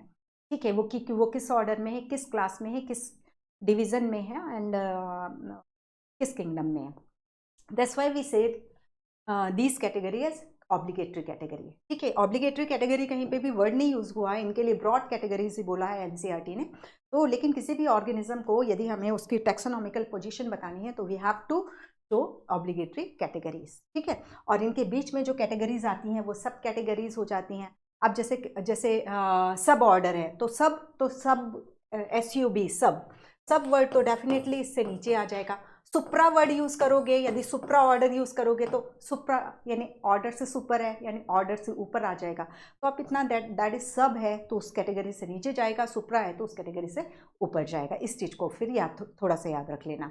ओके, तो जब हम डिफरेंट कैटेगरी को एक प्रॉपरली अरेंज करते हैं, उनकी सीनियरिटी वाइज अरेंज करते हैं, then it is known as taxonomic hierarchy. Okay, then all categories together constitute taxonomic hierarchy. Each category is a unit of classification, represent a rank और taxon. ठीक है, common taxonomic categories जो हैं ये हैं जो हम अभी देखें। द लोएस्ट टैक्सोनॉमिक कैटेगरीज जो होती है वो स्पीशीज होती है जिसका रियल एग्जिस्टेंस होता है। यदि मैं आम का पौधा बोल रही हूँ तो यानी उसका जो बॉटनिकल नेम है मैंजीफेरा इंडिका। ठीक है, तो एक्चुअली जो है जो रियल एग्जिस्टेंस है वो स्पीशीज का है।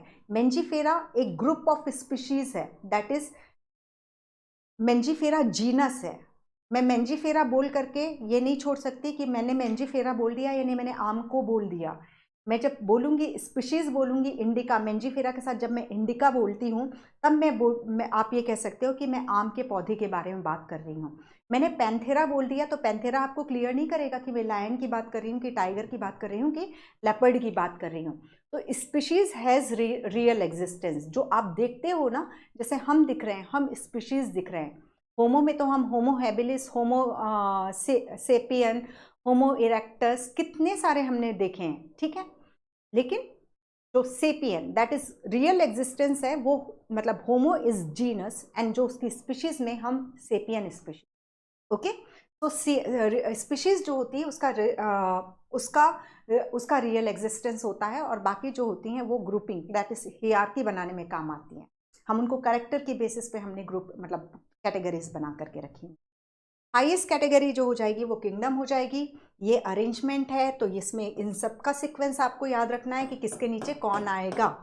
ये इसको यदि मैं सोचूं कि मैं फैमिली जीनस को ऊपर लिख दूं और फैमिली को नीचे लिख दूं, वहीं मेरे नंबर कट जाते हैं। ठीक है, तो ये हर एक चीज़ को याद रखना है कि आपको यदि क्वेश्चन में पूछ रहा है कि असेंडिंग ऑर्डर में जमाओ या डिसेंडिंग ऑर्डर में जमाओ, तो ये छोटी छोटी चीज़ें, क्योंकि आप लोगों को थॉरो नॉलेज है बट इन सब चीज़ों में केयरफुली रीड करना होगा क्वेश्चन को और आपको आंसर रिप्लाई करना होगा। ठीक है, टिक करना होगा।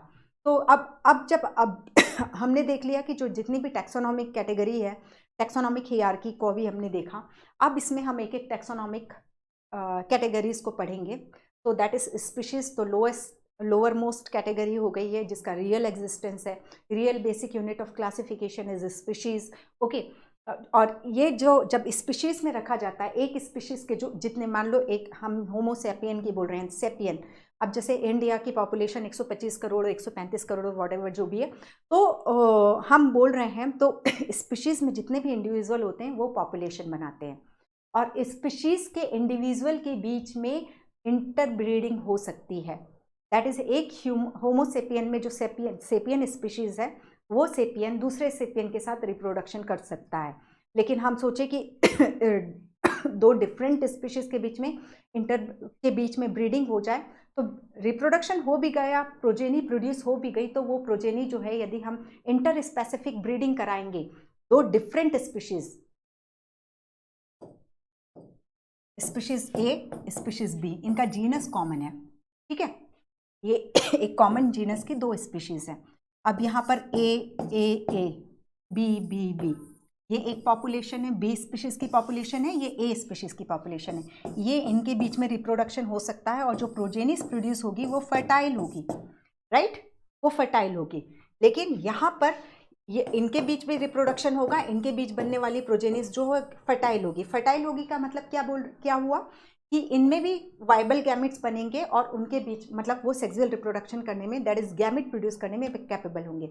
लेकिन मैंने यदि सपोज इन दोनों के बीच, दो डिफरेंट स्पीशीज के बीच में सेक्सुअल रिप्रोडक्शन करा दिया, तो हो सकता है इंडिविजुअल बन जाए, लेकिन वो आगे रिप्रोड्यूस नहीं कर सकता, उसके बच्चे नहीं हो सकते हैं, वो आगे रिप्रोड्यूस नहीं कर सकता है, ठीक है। और इसका एग्जाम्पल हम क्या देखते हैं, दैट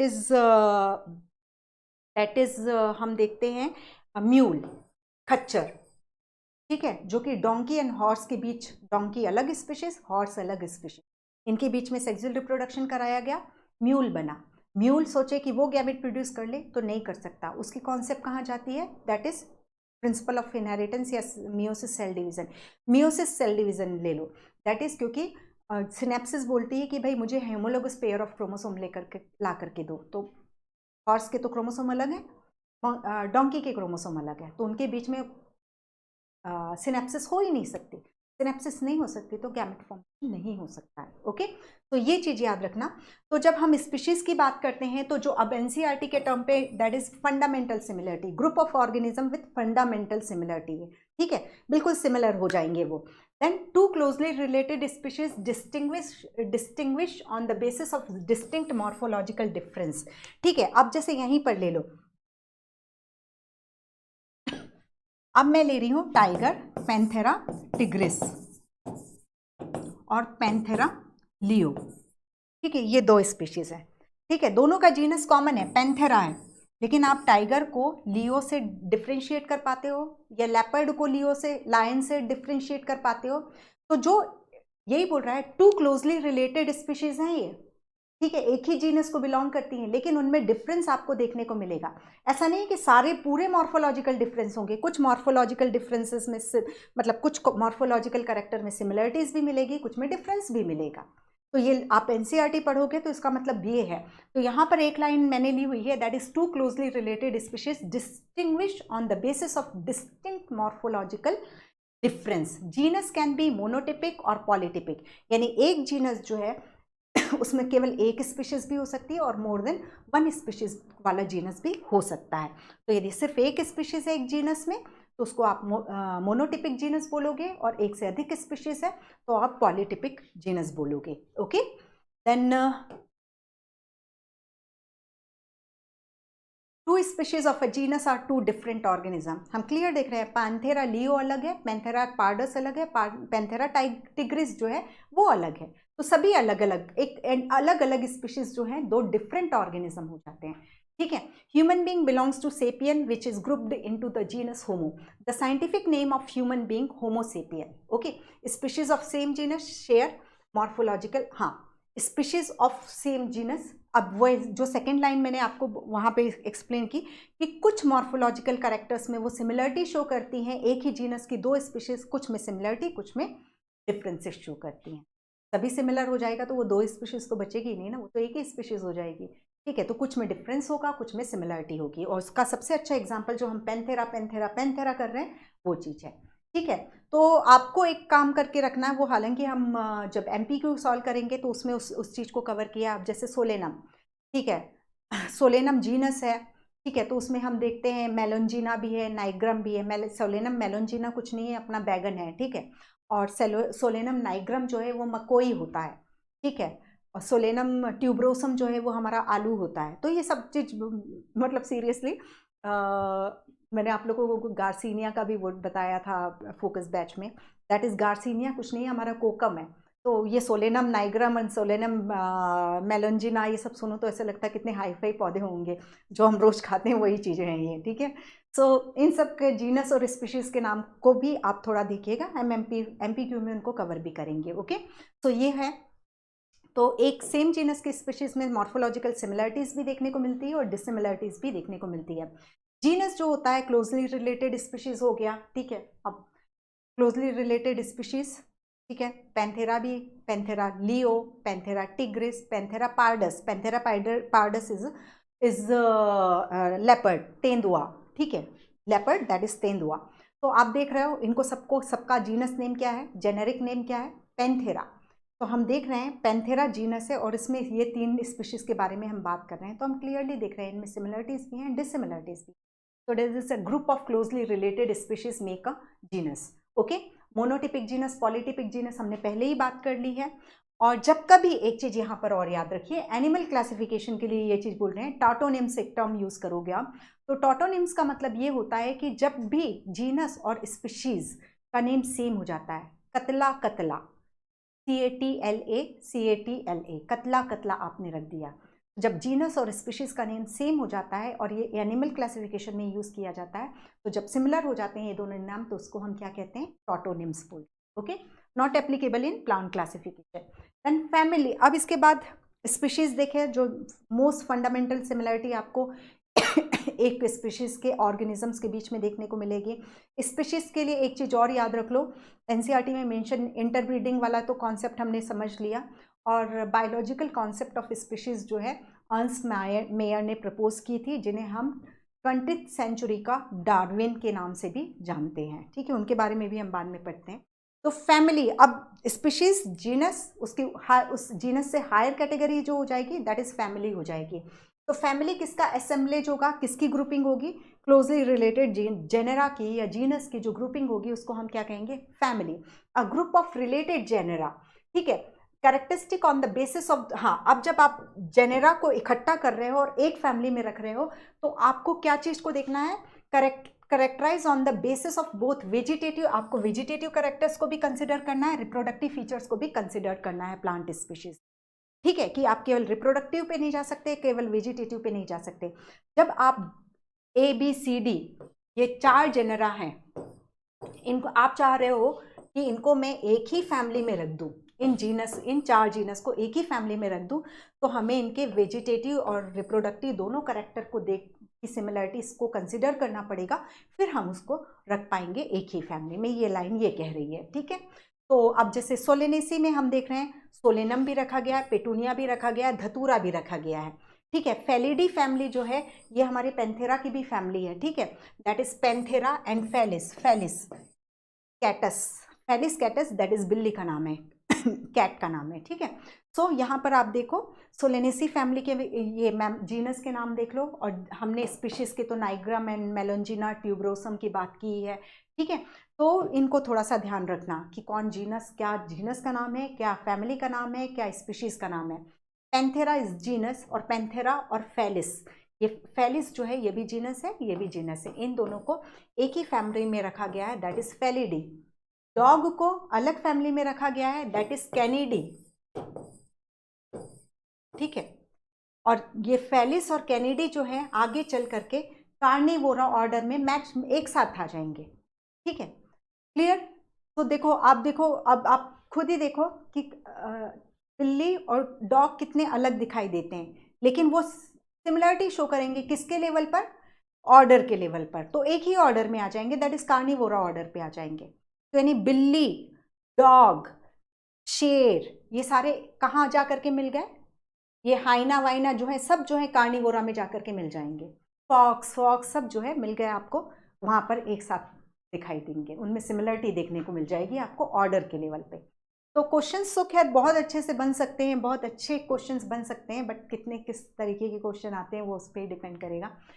अब ये हो गया, फैमिली की बात कर ली, तो यहाँ पर आपको जो फैमिली के नाम याद रखना है, सोलेनेसी, देन एनाकार्डेसी मैंगो की फैमिली हो गई, होमिनिडी जो है हमारी फैमिली हो गई, ठीक है। मतलब हमारी ये वाली फैमिली के अलावा भी एक और फैमिली है जिसमें हम पूरे वर्ल्ड के जो ह्यूमंस हैं वहां पर उस फैमिली का पार्ट हो जाते हैं। टैक्सोनॉमिक फैमिली हमारी होमिनिडी है, ओके। तो एक हमारी ये सोशल फैमिली, सोशल कॉन्सेप्ट पे फैमिली बात करते हैं, एक टैक्सोनॉमिक कॉन्सेप्ट पे बात करते हैं। तो family is a group of related genera characterise on the basis of the both vegetative and reproductive feature of plant species. Solanaceae member Solanum, Petunia and Datura. Felidae के panther and Felis, and Canidae family का जो member है Canidae family का, that is dog हो गया, okay. अब order की बात करते हैं, तो देखो एक चीज याद रखो बेटा, यहाँ पर मैंने आपको इस चीज पे स्ट्रेस दिया है, अभी तक क्वेश्चन नहीं आया है, ठीक है, कि जब फैमिली को देखते हैं तो हमें इस पे कंसिडर करना, इसको दोनों ही करेक्टर को कंसिडर करना पड़ता है। अब जब ऑर्डर की बात करेंगे तो ऑर्डर पे देखो यहाँ पर क्लियर लिखा हुआ है, मतलब ऑर्डर ऑनवर्ड यानी order then class then kingdom, इनके ऑनवर्ड यदि हम देखते हैं तो सबसे पहले ये जो होते हैं एग्रीगेट कैरेक्टर्स पे, हर छोटी छोटी चीज़ों को देखने नहीं जाएंगे, एक कॉमन कैरेक्टरिस्टिक हम देखेंगे, कुछ कॉमन कैरेक्टरिस्टिक देखेंगे हम, जहाँ पे यहाँ पे भी फैमिली के लेवल पर प्लांट के केस में हम देख रहे थे रिप्रोडक्टिव भी देखो, वेजिटेटिव भी देखो, तो अब एक सुपरफिशियल लेवल पर हम जाना शुरू करेंगे कि भाई यहाँ ये कैरेक्टर भी प्रेजेंट है, 100 कैरेक्टर है, 4 कैरेक्टर दिख रहे हैं कि इसमें भी प्रेजेंट है, इसके 100 कैरेक्टर में 4 कैरेक्टर दोनों में तो बनाते हैं ये और ये, ठीक है, ये दो डिफरेंट फैमिलीज हैं, ठीक है। इन दोनों डिफरेंट फैमिली में देख रहे हैं 100 कैरेक्टर प्रेजेंट है, इसमें भी 100 कैरेक्टर प्रेजेंट है, इनमें हमने देखा ये और ये 10-10 कैरेक्टर में सिमिलर हैं। अब हम 90 को भाव नहीं दे रहे हैं, ठीक है, हम देख रहे हैं, ठीक है, हायर कुछ सम इंपॉर्टेंट कैरेक्टर्स को हमने कंसिडर किया, हाँ इसमें मैच कर रहे हैं, रख दो दोनों फैमिली को एक ही ऑर्डर में। तो that is the assemblage of family is called order. Polynomials, इसमें कॉन्वॉल्वुलेसी सोलेनेसी फैमिली हो जाती है, ठीक है। इसके बाद यदि अब आगे बढ़ते हो तो ऑर्डर के ऊपर कौन आ जाता है, तो ये aggregate characters, order onward aggregate characters पर बेस्ड है ना क्लासिफिकेशन। अब छोटा छोटी चीज़ों को, हर चीज़ को ध्यान नहीं देना है आपको। तो और फिर ऑर्डर के ऊपर आ जाएगा क्लास, क्लास जो बनती है वो रिलेटेड ऑर्डर्स की बन जाएगी। तो मेमेलिया क्लास है, ठीक है, मेमेलिया क्लास है जिसमें प्राइमेटा ऑर्डर भी रखा गया है और कार्निवोरा भी रखा गया है। ऑर्डर जो है कार्निवोरा, किसका किसका ऑर्डर है, ये पैंथेरा का भी ऑर्डर है, फेलिस का भी ऑर्डर है, डॉग का भी ऑर्डर है, और प्राइमेटा जो हमारा ऑर्डर है, मंकी का ऑर्डर है, एप्स का ऑर्डर है, इन सबको हमने उठा करके एक common class that is Mammalia में रख दे। ये दो ऑर्डर की तो बात कर रहे हैं हम, इसके अलावा भी ऑर्डर्स हैं इसमें, तो मेमेलिया में उठा करके हमने रख दिया, ठीक है। दैट इज मेमेलिया की कैरेक्टर्स क्या देख रहे हैं हम, कार्निवोरा की बॉडी में हेयर है, कार्निवोरा में मेमोरी ग्लैंड प्रेजेंट है, यहाँ पे भी हमने देखा, उस बेसिस में हमने इसको मेमेलिया में रख दिया, ठीक है। तो मेमेलिया क्या हो गई, क्लास हो गई, ओके। तो ये याद रखना, मेमेलिया क्लास हो गई। और फिर जब हम फाइलम पढ़ेंगे तो ग्रुप ऑफ क्लासेस जो होगा वो फाइलम होगा। तो जैसे ये मेमेलिया हुआ, एम्फीबिया हुआ, रेप्टाइल्स हुआ, एविस हुआ, फिशेस हुआ, ये सब जो है डिफरेंट क्लासेस हैं, इनकी common that is presence of notochord की बेसिस पे हमने इन सबको उठा करके कॉर्डेटा फाइलम में रख दिया, ठीक है। और कॉर्डेटा फाइलम, उसमें मेजर कैरेक्टरिस्टिक, मतलब जो मेन कैरेक्टरिस्टिक है, सेल वॉल एब्सेंट हुए, हेटेरोट्रॉफ है, हमने उठा के इसको एनिमल किंगडम में रख दिया। तो ये हायर कैटेगरीज जो है एग्रीगेट कैरेक्टर्स पर बेस्ड होती है, राइट। तो ये हो गया। तो प्राइमेटा ऑर्डर के मेंबर्स, प्राइमेटा ऑर्डर्स के मेंबर देख लो, मंकी, गोरिल्ला, गिब्बन, ह्यूमन, बंदर और हम सब जो है प्राइमेटा हैं, ओके। ये हो गया। अब फाइलम ग्रुप ऑफ क्लासेस है, फाइलम एंड डिवीजन जो है वो सेम रैंक है। फाइलम टर्म हम एनिमल किंगडम में यूज करते हैं, डिवीजन टर्म हम किस में यूज करते हैं, प्लांट किंगडम में यूज करते हैं। डिवीजन में हम पढ़ते हैं gymnosperm division, angiosperm division, bryophyta, pteridophyta division, algae division, ठीक है। ये डिविजन्स हैं, जब भी याद रखो। इसी तरीके से हम जब बायोलॉजिकल क्लासिफिकेशन में क्राइसोफाइट, डिनोफ्लैजिलेट पढ़ेंगे तो वो डिवीजन है, ओके, क्योंकि प्रोटिस्टा तो उनका वो है, किंगडम है, ठीक है, प्रोटिस्टा किंगडम है, तो किंगडम के नीचे क्या आता है, फाइलम आता है। तो ये सब क्राइसोफाइट्स या डिनोफ्लैजिलेट या यूग्लिनोइड्स जो हैं दे आर डिवीजन, ओके, ये हो गया। फिर फाइलम या डिवीजन जो भी है, तो प्लांट के केस में डिवीजन और एनिमल के केस में फाइलम यूज हो जाता है। प्लांट किंगडम में जितने भी डिविजन्स हैं जो अभी मैंने नाम लिए उन सबको हम प्लांट किंगडम में रख देंगे। एनिमल किंगडम में all the phylums of the animals जो है उनको एनिमल किंगडम में रख दिया जाएगा। ऑब्लिगेटरी कैटेगरी वर्सेस सब कैटेगरी, तो सब कैटेगरी इसलिए यूज़ करते हैं जिससे कि हम और अच्छे से क्लासिफिकेशन को एक्सप्लेन कर सकें, ठीक है। तो जैसे हम स्पीशीज, सब एंड सुप्रा याद रखो आप, सुप्रा है तो उस सुप्रा ऑर्डर है तो ऑर्डर के ऊपर, सब ऑर्डर है तो ऑर्डर के नीचे। तो सुप्रा ऑर्डर पूछ रहा है तो डेफिनेटली ऑर्डर के ऊपर ठीक ऑब्लिगेटरी कैटेगरी कौन सी होती है, क्लास होती है। तो supra order is between class and order, okay. सब order is between order and family, clear. सब जो है नीचे होता है, सुप्रा जो है वो ऊपर होता है। Highest category that is minimum common characteristic, lowest category minimum common characteristic, sorry maximum common characteristic, ठीक है। तो यहां पर अब हम देखते हैं एक कॉन्सेप्ट है हम यहाँ पर जैसे हम किंगडम से नीचे की तरफ जा रहे हैं तो नंबर ऑफ कॉमन कैरेक्टरिस्टिक जो है इंक्रीज होगी, और यदि हम यहाँ से यहाँ जा रहे हैं तो number of common characteristic decrease होगी। क्यों होगा ऐसा, क्योंकि बेटा जैसे हम प्लांट किंगडम की बात कर लेते हैं, चलो ठीक है। तो यहाँ पे हमने देखा cell wall absent, mode of nutrition autotrophic. फिर हमने इसको फाइलम में डिवाइड किया, जैसे एल्गी में, टेरिडोफाइटा में, ब्रायोफाइटा में, जिम्नोस्पर्म में, एंजियोस्पर्म में, ठीक है। फिर उसके बाद जैसे ब्रायोफाइटा की क्लासेस हमने ले ली। ब्रायोफाइटा की कौन कौन सी क्लास है याद, मुझे याद दिलाओ। ये पेटिकॉप्सिडा हुआ, ठीक है, ब्रायोप्सिडा हुआ, एंथोसेरोटॉप्सिडा हुआ, वो क्लासेस हो गई। उन क्लासेस के हर, जैसे ये पेटिकॉप्सिडा के जैसे कई सारे मार्केंशियस, रिक्शियस, इस तरीके से ऑर्डर हो जाएंगे। ये फिर डिवाइड हो गई, जैसे मार्केंशियस ले लिया तो मार्केंशियस के फिर ऑर्डर हो जाएंगे, उसमें मार्केंशियस ऑर्डर की कई सारी फैमिली हो जाएंगी, फिर उस फैमिली में कई जीनस हो जाएंगे। तो हम देख रहे हैं यहाँ सब ब्रांचिंग जो है बढ़ती चली जा रही है। हमने शुरू किया था एक लाइन से, यहाँ पर हमने 5 लाइन बनाई, हर एक में सपोज मैंने दो क्लासेस रख दी। ये क्लियर हो रहा है।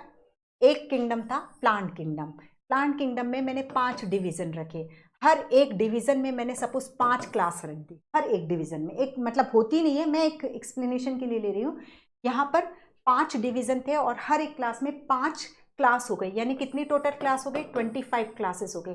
मेरा ऐसे बेमतलब को तो मैं हर एक डिवीजन को 5 क्लास में डिवाइड नहीं कर रही हूँ ना, क्योंकि जब हमने ग्रुप ऑफ असेंबली की है डिवीजन के लेवल पे, फिर हमने जब उसकी माइन्यूट स्टडी की तो जो मैंने 100 ऑर्गेनिज्म सपोज डिवीजन में रखे थे, तो मैंने बोला ठीक है मोटे मोटे कैरेक्टरिस्टिक में तो ये सिमिलरिटी शो कर रहे हैं, लेकिन जब बारीक में जा रहे हो, माइन्यूट में लेवल पे जा रहे हो, आपको डिफरेंस दिख रहा है, तो मैंने उसको 5 क्लासेस में डिवाइड कर दिया, ठीक है। 5 डिवीजन में हर एक में 5 क्लासेस रख दी। अब हर एक क्लास में सपोज मैं फिर से 5 रख देती हूँ, हर एक क्लास में 5 ऑर्डर मैंने रख दिया, ठीक है। तो यहाँ इस लेवल पे कितने हो गए, 125 ऑर्डर हो जाएंगे, ठीक है। अब हर एक ऑर्डर पे सपोज मैं कितना रख दूँ जिससे कि मेरा कैलकुलेशन बराबर चले, दैट इज 150। मैं एक में 4 क्लास, एक क्लास में एक ऑर्डर में 4 फैमिली रख देती हूँ, तो यहाँ कितनी फैमिली हो गई, 500 फैमिली हो गई। तो आप देख रहे हो ना कैसे नंबर बढ़ते जा रहा है। तो उसका कारण क्या है कि क्योंकि हम जो है देखते जा रहे हैं, जैसे जैसे हम डिसेंडिंग सीक्वेंस में जा रहे हैं हियरार्की में, टेक्सोनॉमिक हियरार्की में, तो कॉमन कैरेक्टरिस्टिक के बेसिस पे हम उनको क्लासिफाई करते जा रहे हैं। मेजर लेवल हमने देखा था यहाँ पर, जैसे ब्रायोफाइटा का एग्जांपल लेते हैं, डिवीजन रखा तो हमने देखा कि मेन जनरेशन गैमेटोफाइट थी, ठीक है। फिर उसमें डिफरेंस फाइंड आउट किया तो उनको क्लासेस में रखा। फिर एक क्लासेस में यदि मैंने 40 ऑर्गेनिज्म को रखा, फिर उसमें माइन्यूट लेवल पे स्टडी किया तो मुझे लगा इनको तो 30 और 10 में 2 में डिवाइड करना पड़ेगा। फिर इस 30 को मैंने 3 फैमिली 10 में डिवाइड कर दिया। तो ऐसे डिवाइड करते जा रही हूँ, तो नंबर ऑफ कॉमन कैरेक्टरिस्टिक के बेसिस पे एड ऑन होते जा रहे हैं। क्योंकि क्यों, देखो यहाँ पर मैंने 3 कैरेक्टरिस्टिक की बात की थी। जब मैं एक डिवीजन को डिफाइन करने जाती हूँ तो डिवीजन के 5 कैरेक्टर प्लस ये 3 कैरेक्टर, ठीक है। इसके 3 कैरेक्टर थे। अब इन डिवीजन को डिफाइन करने के लिए मैंने 5 कैरेक्टर यूज किया, प्लस यदि मैं ब्रायोफाइटा डिवीजन बोल रही हूँ तो मुझे ये भी तो बोलना पड़ेगा ना, उसकी सेल में सेल वॉल नहीं होती है, ये बताने के लिए ना कि वो प्लांट है, वो ऑटोट्रॉफिक है, ठीक है, ये चीज़ बोलना पड़ेगा मुझे। तो यानी मैं ब्रायोफाइटा के 5 कैरेक्टर के अलावा मैं किंगडम के 3 कैरेक्टर को मैंने ऐड ऑन किया, तो यहाँ सिर्फ 3 कैरेक्टर थे, यहाँ कितने 8 हो गए। अब क्लास में सपोज 10 कैरेक्टर मैंने इसकी एक क्लास में 10 कैरेक्टर मैंने ढूंढ लिए, तो 10 कैरेक्टर यदि मैं इसकी हिपैटिकॉप्सिडा बोल रही हूँ तो मुझे ये भी तो बताना पड़ेगा ना कि ये ब्रायोफाइटा डिवीजन की क्लास है, तो मैं ये उसकी हिपैटिकॉप्सिडा के 10 ऑर्डर मैंने रखे, प्लस 5 कैरेक्टर किसके रख दिए, उतार दिए, डिवीजन के उतार दिए, प्लस 3 कैरेक्टर जो है मैंने किंगडम के उतार दिए। तो यहाँ टोटल कैरेक्टर कितने हो गए, 10, 5, 15, 3, 18 हो गए।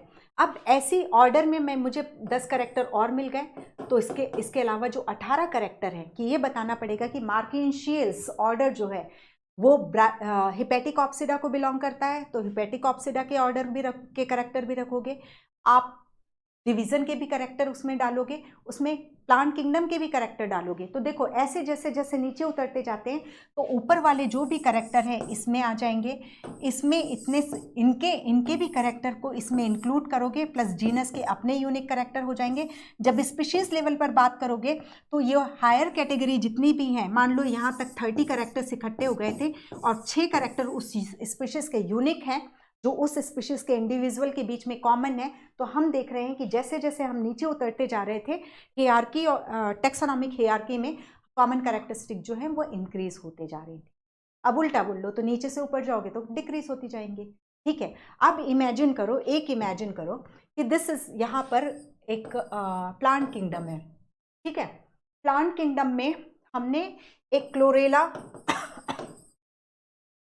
एल्गी को भी रखा हुआ है, मार्केंशिया को भी रखा हुआ है, हमने यूकेलिप्टस को भी रखा हुआ है, हमने पाइनस को भी रखा हुआ है, और कौन बच गया हमारा, दैट इज एक हमने एजोला को भी रखा हुआ है। अब जितने हायर कैटेगरी में आप इन सब प्लांट को कंपेयर करोगे तो आप सोर्स में तो पढ़ोगे ना, अच्छा वोल्फिया स्मॉलेस्ट एंजियोस्पर्म भी प्लांट है, इतना बड़ा सिकोया भी प्लांट है, इतना छोटा सा मार्केंशिया भी प्लांट है। तो मतलब जितने आप ऊपर की कैटेगरी पर आप किसी असेंबलेज को देखते हो तो आप उतने ही कंफ्यूज होते हो, ठीक है, आप उतने ही कंफ्यूज होते हो। एनिमल में आप यू स्पॉन्जिया को भी आप एनिमल किंगडम में रख रहे हो, हम भी एनिमल किंगडम में, किधर यू स्पॉन्जिया किधर हम, आप सोच सकते हो सिमिलरिटी, बट हम किंगडम लेवल पे हम सिमिलर हैं, ठीक है। सो ये चीज़ है, एक लाइन लिखी हुई है कि हायर द कैटेगरी, समझने में प्रॉब्लम कुछ करता है, ऐसा कुछ लाइन लिखी हुई है एनसीईआरटी में, ठीक है। तो ये हो गया, फिर यहाँ पे आ गए थे, ओके। पिछले साल इसी में से एक क्वेश्चन पिक किया था उन लोगों ने, दैट इज हाउस फ्लाई की फैमिली, आई थिंक यही था, या ठीक है, फैमिली कुछ भी पूछ सकता है इसमें बेटा। तो ये तो बिल्कुल, ये क्या जितना भी बोला वो सब कुछ बिल्कुल प्रोबेबल, जितनी भी लाइन बोली है वो प्रोबेबल 8 नंबर हैं आपके नीट एग्जामिनेशन के, ये चीज़ को ध्यान में रख के चलना, ओके। और जो की नोट्स में वो एरो में शो हो रहे हैं, तो यदि आपने एनसीईआरटी इसके पहले 3-4 बार 5-6 बार पढ़ी हुई है तो वो एरो की मीनिंग आपको अपने आप बहुत अच्छे से क्लियर हो जाती है, वो सारी इंपॉर्टेंट लाइन्स को एकदम शॉर्ट में कंसाइज करके दिया गया, ठीक है। तो ये मैन होमोसेपियन इसका जूलॉजिकल नेम हो गया, genus Homo, family Hominidae, order Primata, Mammalia, Chordata, ठीक है। और किंगडम कौन सा हो जाएगा, यहाँ डिवीजन दिया है तो किंगडम कौन सा हो गया, इसका भी एनिमेलिया हो गया और इसका भी एनिमेलिया हो गया। हाउस फ्लाई मक्खी, मस्का डोमेस्टिका, मस्का, मूसिडी, डाइप्टेरिया, इंसेक्टा। इंसेक्टा के लिए याद रख लेना, एक क्वेश्चन कहीं बन ना जाए कि इंसेक्टा को हम एक टैक्सॉन मानते हैं because of 3 pairs of leg, jointed legs, ठीक है। आर्थ्रोपोडा की क्लास है, दैट इज इंसेक्टा, ठीक है। और फाइलम जो हो जाएगा आर्थ्रोपोडा, किंगडम जो हो जाएगा एनिमेलिया। मेंजीफेरा इंडिका आम, मेंजीफेरा एनाकार्डियेसिस सेपेंडियल्स, ठीक है, सेपेंडियल डाइकॉट्स है और ये एंजियोस्पर्म है, ठीक है। ट्रिटिकम पोएसी फैमिली, इसको ग्रामिनी फैमिली भी कहते हैं। कैरियोप्सिस इसका फ्रूट होता है और इसका इन्फ्लोरेसेंस स्पाइकलेट होता है, ओके। देन पोइल्स ऑर्डर होता है, मोनोकॉट और एंजियोस्पर्म। अब आप लोग बोलो एनसीईआरटी अच्छी बुक नहीं है, कैसे नहीं है? देखो आप इतने से इसमें उन्होंने कॉर्डेट्स दैट इज कॉर्डेटा को भी, नॉन कॉर्डेटा को भी, एंजियोस्पर्म में डाइकॉट और मोनोकॉट, सब चार, मतलब कितने अच्छे से सोच के बनाई गई है ये बुक। ओके, सबको मतलब मेन चीज़ों को आपको यहाँ पर एंजियोस्पर्म के दो मेन डिवीजन, मेन क्लासेस को उन्होंने डिस्क्राइब कर दी। ओके, तो ये हो गया। अब इसके बाद हम आते हैं दैट इज टेक्सोनॉमिकल एड। ठीक है, इसमें जो हमें देखना है, तो यदि हम टेक्सोनॉमिक एड की बात करते हैं तो इसकी ज़रूरत हमें क्यों पड़ती है? सिंपल है, टेक्सोनॉमिक स्टडी रिक्वायर्ड होती है।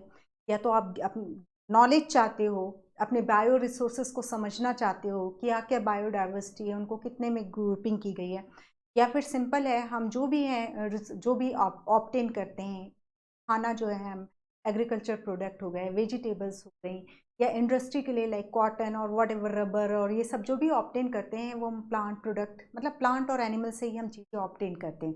तो इसलिए इन सब चीज़ों की टेक्सोनॉमिक स्टडी करना ज़रूरी होता है। तो यही है टेक्सोनॉमिक प्रोसीजर। हाँ, टेक्सोनॉमिक एड जो होते हैं दैट इज़, इसका मतलब ये है कि आप किसी ऑर्गेनिज्म को समझना चाहते हो, उसको पहचानना चाहते हो, उसका नाम जानना चाहते हो, तो आपको कुछ रिकॉर्डेड डिस्क्रिप्शंस दिए गए हैं, कुछ हर्बेरियम, म्यूज़ियम जैसी चीज़ें दी गई हैं, जहां आप जाओ, उनको देखो, उनका के बारे में कुछ कुछ लिखा रहेगा, उसको पढ़ो और उन ऑर्गेनिजम्स को समझो। ठीक है, तो टेक्सोनॉमिक एड जो है हमें हेल्प करती हैं किसी ऑर्गेनिज्म को आइडेंटिफाई करने में, उनके नाम को पहचानने में। ठीक है, तो ये चीज़ है, टेक्सोनॉमिक स्टडी यूज़फुल होती है इन सभी फील्ड में। ठीक है, या तो आप जानना चाह रहे हो बायोडाइवर्सिटी का, या उन बायोडाइवर्सिटी से आप कुछ यूज़फुल चीज़ें ऑब्टेन करना है, तो भी तो आपको उन ऑर्गेनिजम्स को समझना पड़ेगा। ठीक है, अब जैसे ये चीज़ हो गया, टेक्सोनॉमिक स्टडी इसलिए रिक्वायर्ड होती है जब हम एक, हाँ, अब जब कभी भी आपको टेक्सोनॉमिक स्टडी करना है तो आपके पास स्पेसिमेन होना चाहिए। लाइक आप मैंगो को स्टडी करना चाहते हो तो आपके पास एक मैंगो का स्पेसिमेन होना चाहिए। या सपोज कोई इंसेक्ट को स्टडी करना चाहते हो, या पोरीफेरा को स्टडी करना, पर्टिकुलर यू स्पॉन्जिया को स्टडी करना चाहते हो, तो आपके पास एक यू स्पॉन्जिया होना चाहिए। तो ये जो है ये टाइप स्पेसिमेन कहलाएगा। ठीक है, जिसको देख करके आप डिस्क्राइब कर रहे हो, जो समझ पा रहे हो। तो जब कभी भी आपको टेक्सोनॉमिक स्टडी करना है तो आपके पास एक स्पेसिमेन, रियल एक्सपेरिमेंट स्पेसिमेन होना जरूरी है। ठीक है, आप कभी भी कोई टेक्सोनॉमिक स्टडी की जाती है तो जैसा मैंने इसके पहले बोला था, दैट इज़ वो काफ़ी एक अच्छी, मतलब थॉरो नॉलेज ऑब्टेन करने के लिए आपको उसको उसके नेचुरल इन्वायरमेंट में उसकी लाइफ साइकिल को स्टडी करना पड़ता है। ठीक है, तो यहाँ टेक्सोनॉमिक एड जो है वो हमें हेल्प करती है किस में, किसी भी ऑर्गेनिज्म की स्टडी में। ठीक है, तो यहाँ पर कुछ जो टेक्सोनॉमिक एड्स दिए हुए हैं, दैट इज उसमें एक हर्बेरियम है। तो हर्बेरियम जो होता है, हर्बेरियम प्लांट्स के लिए यूज़ किया जाता है, एनिमल के लिए नहीं यूज़ करोगे आप लोग। ठीक है, तो हर्बेरियम में क्या किया जाता है, प्लांट्स को तोड़ो, मतलब जैसे ये जो दिखाई दे रहा है, ये लीफ को आपने तोड़ा, उसको आप ड्राई करोगे बुक्स में दबा करके, या किसी भी तरीके से उसको आपको ड्राई करना है।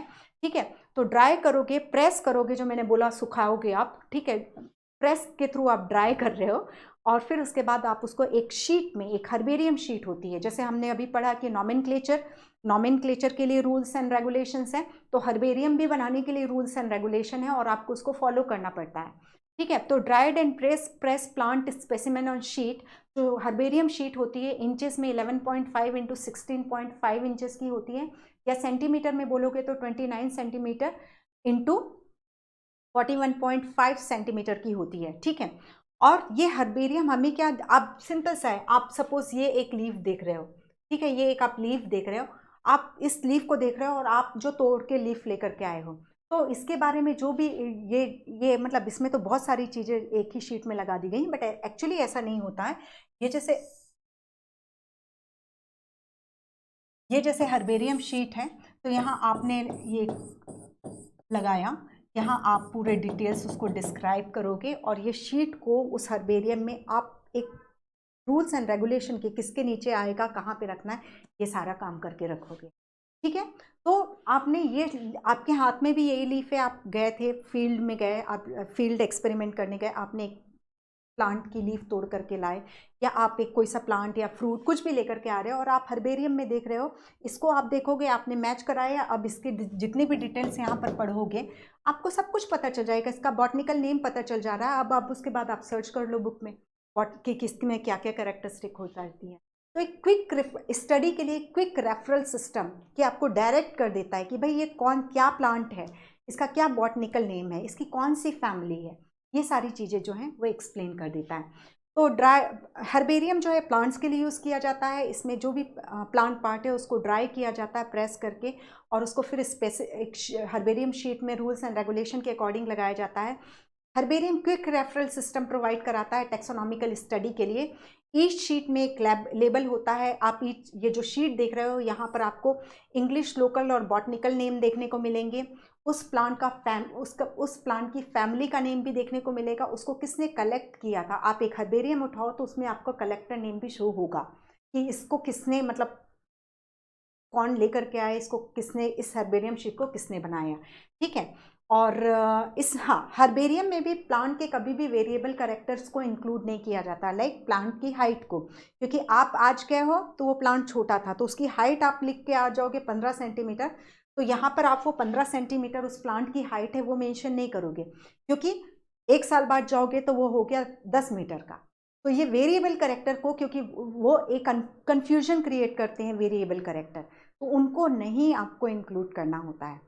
तो इसमें यहाँ एनसीईआरटी में लिखा ही हुआ है और आप लोग अच्छे से ही जान रहे हो इस चीज़ को। तो ये होता है quick referral system provide, taxonomic study के लिए हर्बेरियम एक क्विक रेफरल सिस्टम है।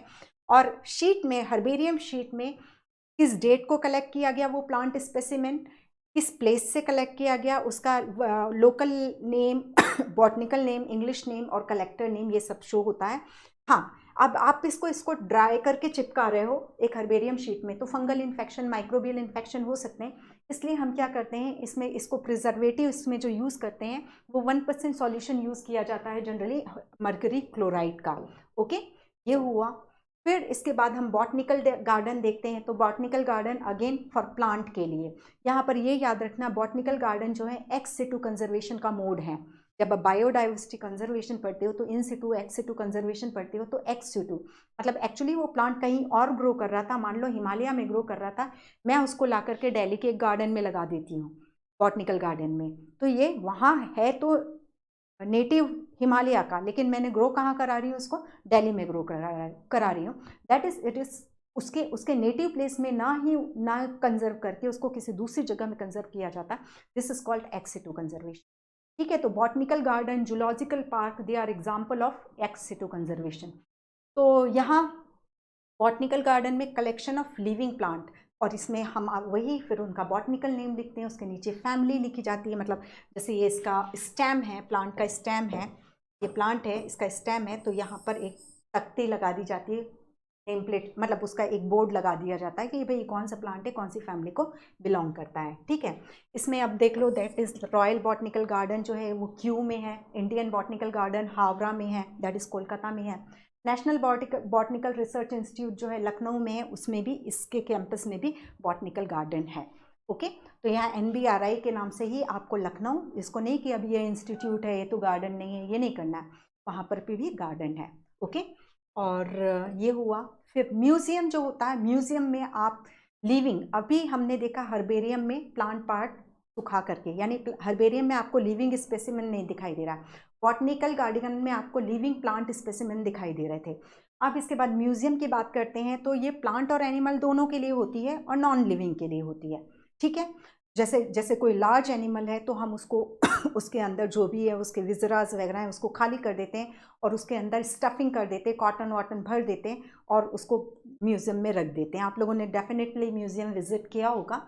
तो म्यूज़ियम जो होता है प्लांट और एनिमल दोनों के लिए एप्लीकेबल हो जाता है। Preserve plant and animal specimen in container और जार इन प्रिजर्वेटिव सॉल्यूशन जिससे कि उसमें फंगल और माइक्रोबियल इन्फेक्शन ना हो सके।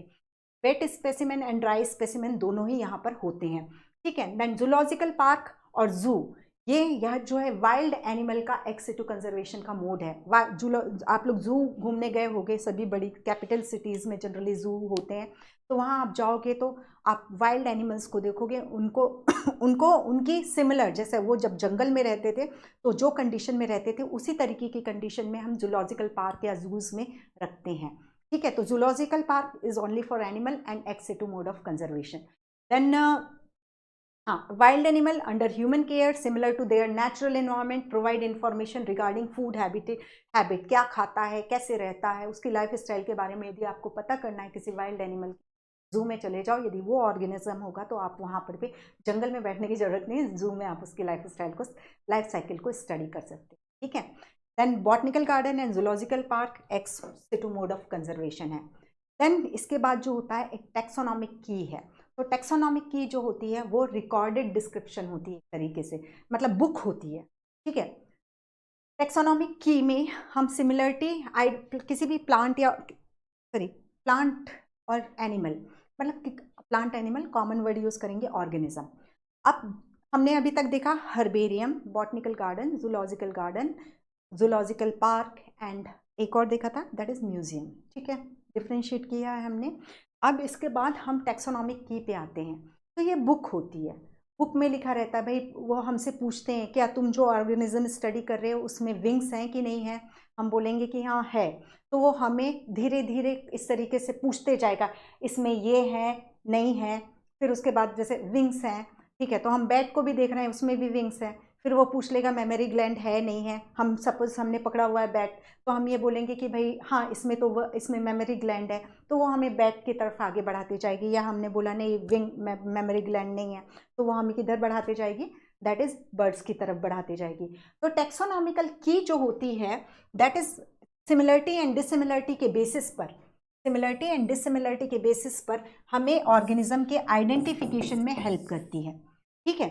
ये एनालिटिकल नेचर की होती है। यहाँ पर हम कपलेट, दो टर्म और यूज करते हैं, व्हाट इज कपलेट, जो two contrasting pair of contrasting characters होते हैं, जैसे मैंने अभी बोला विंग, प्रेजेंट, absent, ठीक है, ये कंट्रास्टिंग ट्रेट्स हुए, इनको हम बोल रहे हैं कपलेट्स, और ये जो स्टेटमेंट लिखा हुआ रहेगा कपलेट में उसे हम बोलेंगे लीड। तो टैक्सोनॉमिक की में जब आप देखते हो तो दैट इज बेसिकली, इसमें हम ऑर्गेनिज्म का आइडेंटिफिकेशन कर रहे हैं based on the similarity and dissimilarity. Analytical nature की होती है, इसका मतलब क्या, एनालिसिस से तो कर रहे हो भाई ये क्या है नहीं है नहीं है, यही तो चल रहा है। आपको जो कपलेट प्रोवाइड करा रहे हैं, जैसे विंग है नहीं है, उसमें से एक को चूज करना है, एक को रिजेक्ट करना है, ये तो नहीं बोल सकते विंग है भी विंग नहीं भी है, ठीक है। जो कंट्रास्टिंग ट्रेट प्रोवाइड कराए जाते हैं उनमें से एक को चूज करना रहता है, एक को रिजेक्ट करना रहता है, ठीक है। So pair of contrasting character in key is known as couplet and statement written for a couplet is called lead. Okay, analytical analysis हमने कर ली, और इसके अलावा analytical nature की हो गई ये, और ठीक है, हाँ हर एक टैक्सॉन के लिए एक सेपरेट की हो जाती है। Okay, so this is all about key. Then to choose anyone, lead in key, each statement. हाँ, अब यदि बहुत ज़्यादा कुछ पूछेगा तो पूछ सकता है की कितने टाइप की होती है, टैक्सोनॉमिक की कितने टाइप की होती है, तो बस इतना याद रख रहा हूँ, दो टाइप की होती है, इंडेंटेड एंड ब्रैकेटेड, ठीक है। इंडेंटेड एंड ब्रैकेटेड दो टाइप की होती है, वो हालांकि इतना किसी के भी दिमाग का कुछ नहीं कह सकते, तो बस इतना तक का चले जाओ, दैट इज दो टाइप की कीज, ठीक है। सेपरेट टैक्सोनॉमिक की होती है फॉर ईच टैक्सोनॉमिक कैटेगरी, आपको ऑर्डर के लिए अलग टैक्सोनॉमिक की मिलेगी, ठीक है, फैमिली के लिए अलग मिलेगी, जीनस के लिए अलग मिलेगी, और सबके लिए मतलब अलग अलग मिलेगी, सबका अपना अपना काम, अपनी अपनी की होती है, हर एक कैटेगरी की अपनी अपनी की होती है। अब इसके बाद flora, manual, monograph and catalogue के बारे में भी लिखा है, ठीक है, कैटलॉग टर्म यूज किया है, तो हम देखते जाते हैं।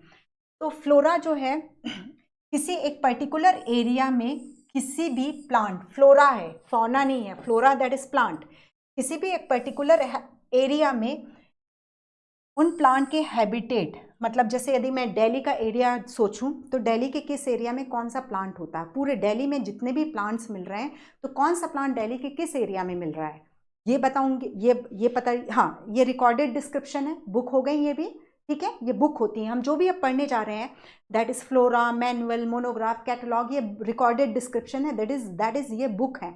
तो फ्लोरा जो होता है, जैसे मैंने अभी दिल्ली की बात कर रही हूँ कि दिल्ली एक एरिया है, उसमें वहाँ पे कौन कौन से प्लांट्स मिलते हैं और वो प्लांट्स दिल्ली के किस एरिया में, नॉर्थ साइड की, साउथ साइड की, ईस्ट साइड की, वेस्ट साइड, किस जगह पर मिलते हैं, ये पूरा डिस्क्रिप्शन देगा। तो दैट इज फ्लोरा जो होता है एक पर्टिकुलर एरिया में पाए जाने वाले प्लांट्स का एक इंडेक्स प्रोवाइड करा देगा आपको, एक लिस्ट प्रोवाइड करा देगा।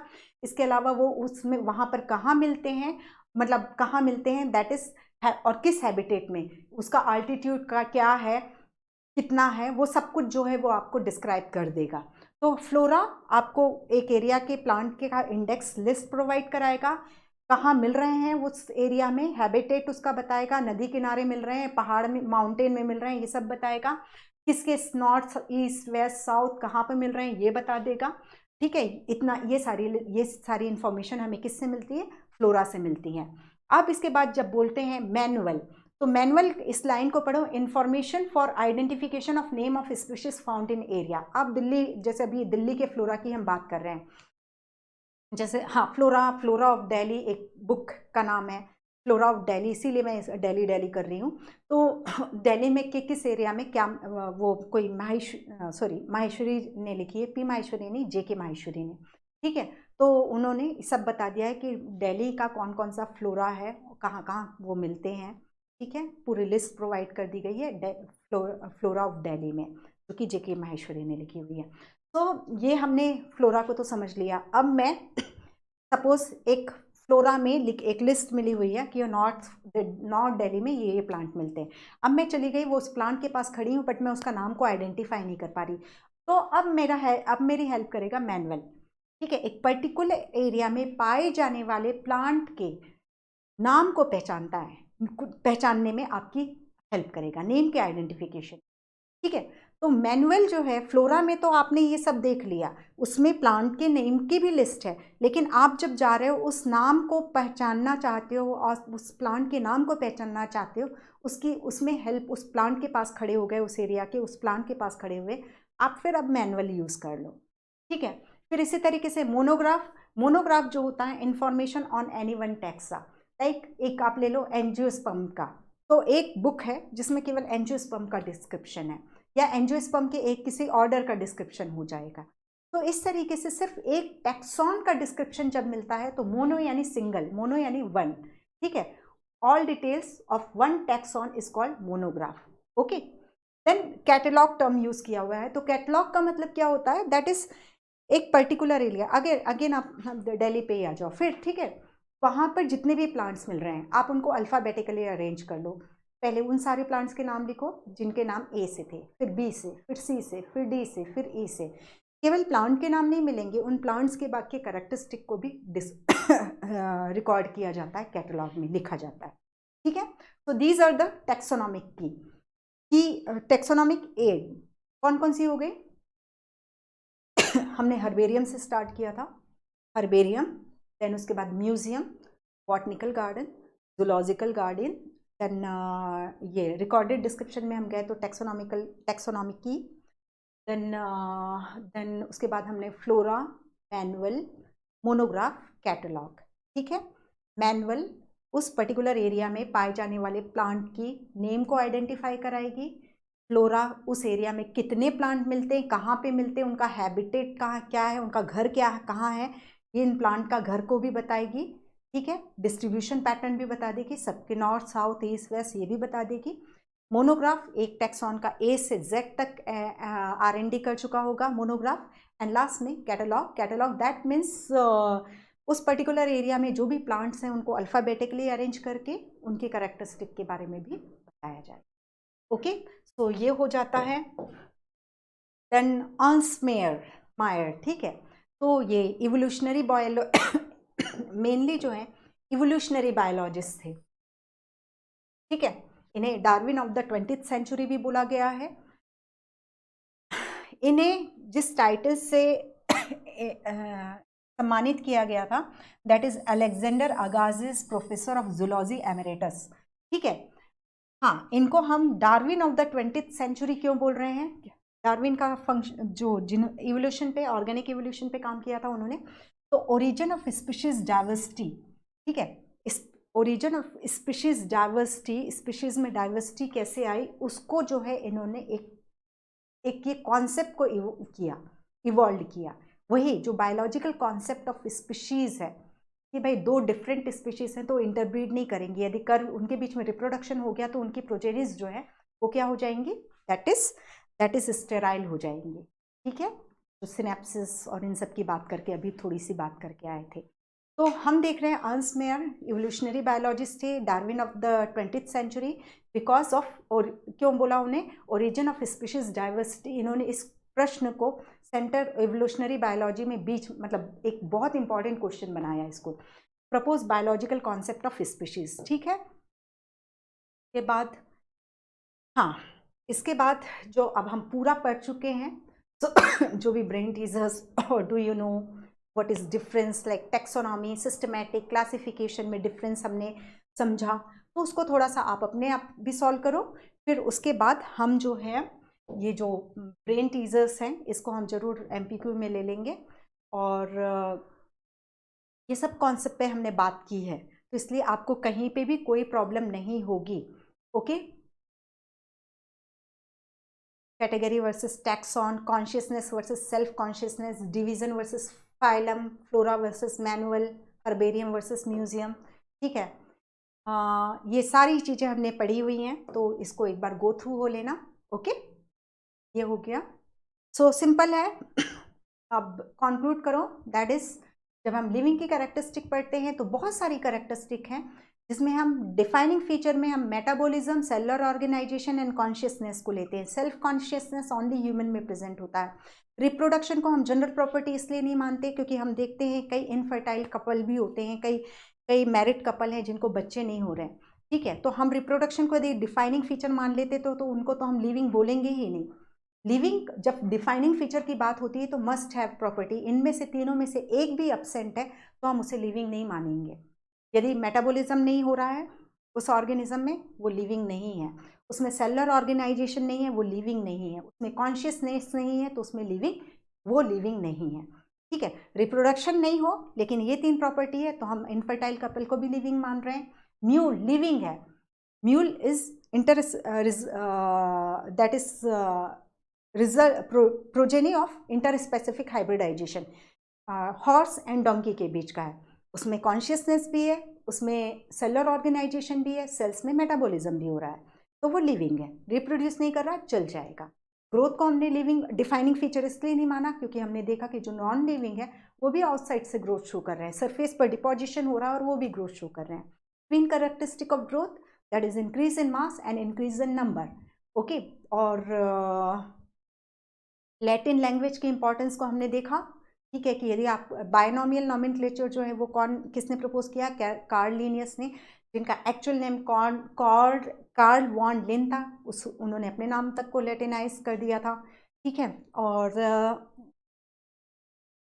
फैमिली में फ्लोरल और वेजिटेटिव दोनों कैरेक्टरिस्टिक को आपको इंपॉर्टेंस देना। ऑर्डर ऑनवर्ड हायर कैटेगरी, आपको सिर्फ एग्रीगेट कैरेक्टर्स पर फोकस करना है कि भाई देख लो 100 कैरेक्टर है, उनमें से 10-10 भी मिल रहे हैं, चलो आप इकट्ठा ऑर्डर कर दो, क्लास बना दो, फाइलम बना दो, एनिमल किंगडम हो गया या प्लांट किंगडम हो गया। ओके, सो ये था हमारा the living world. So simple, keep revising and keep reading NCERT, और जो भी कॉन्सेप्ट है उसको MCQ पे अच्छे से अप्लाई करना। Thank you, take care.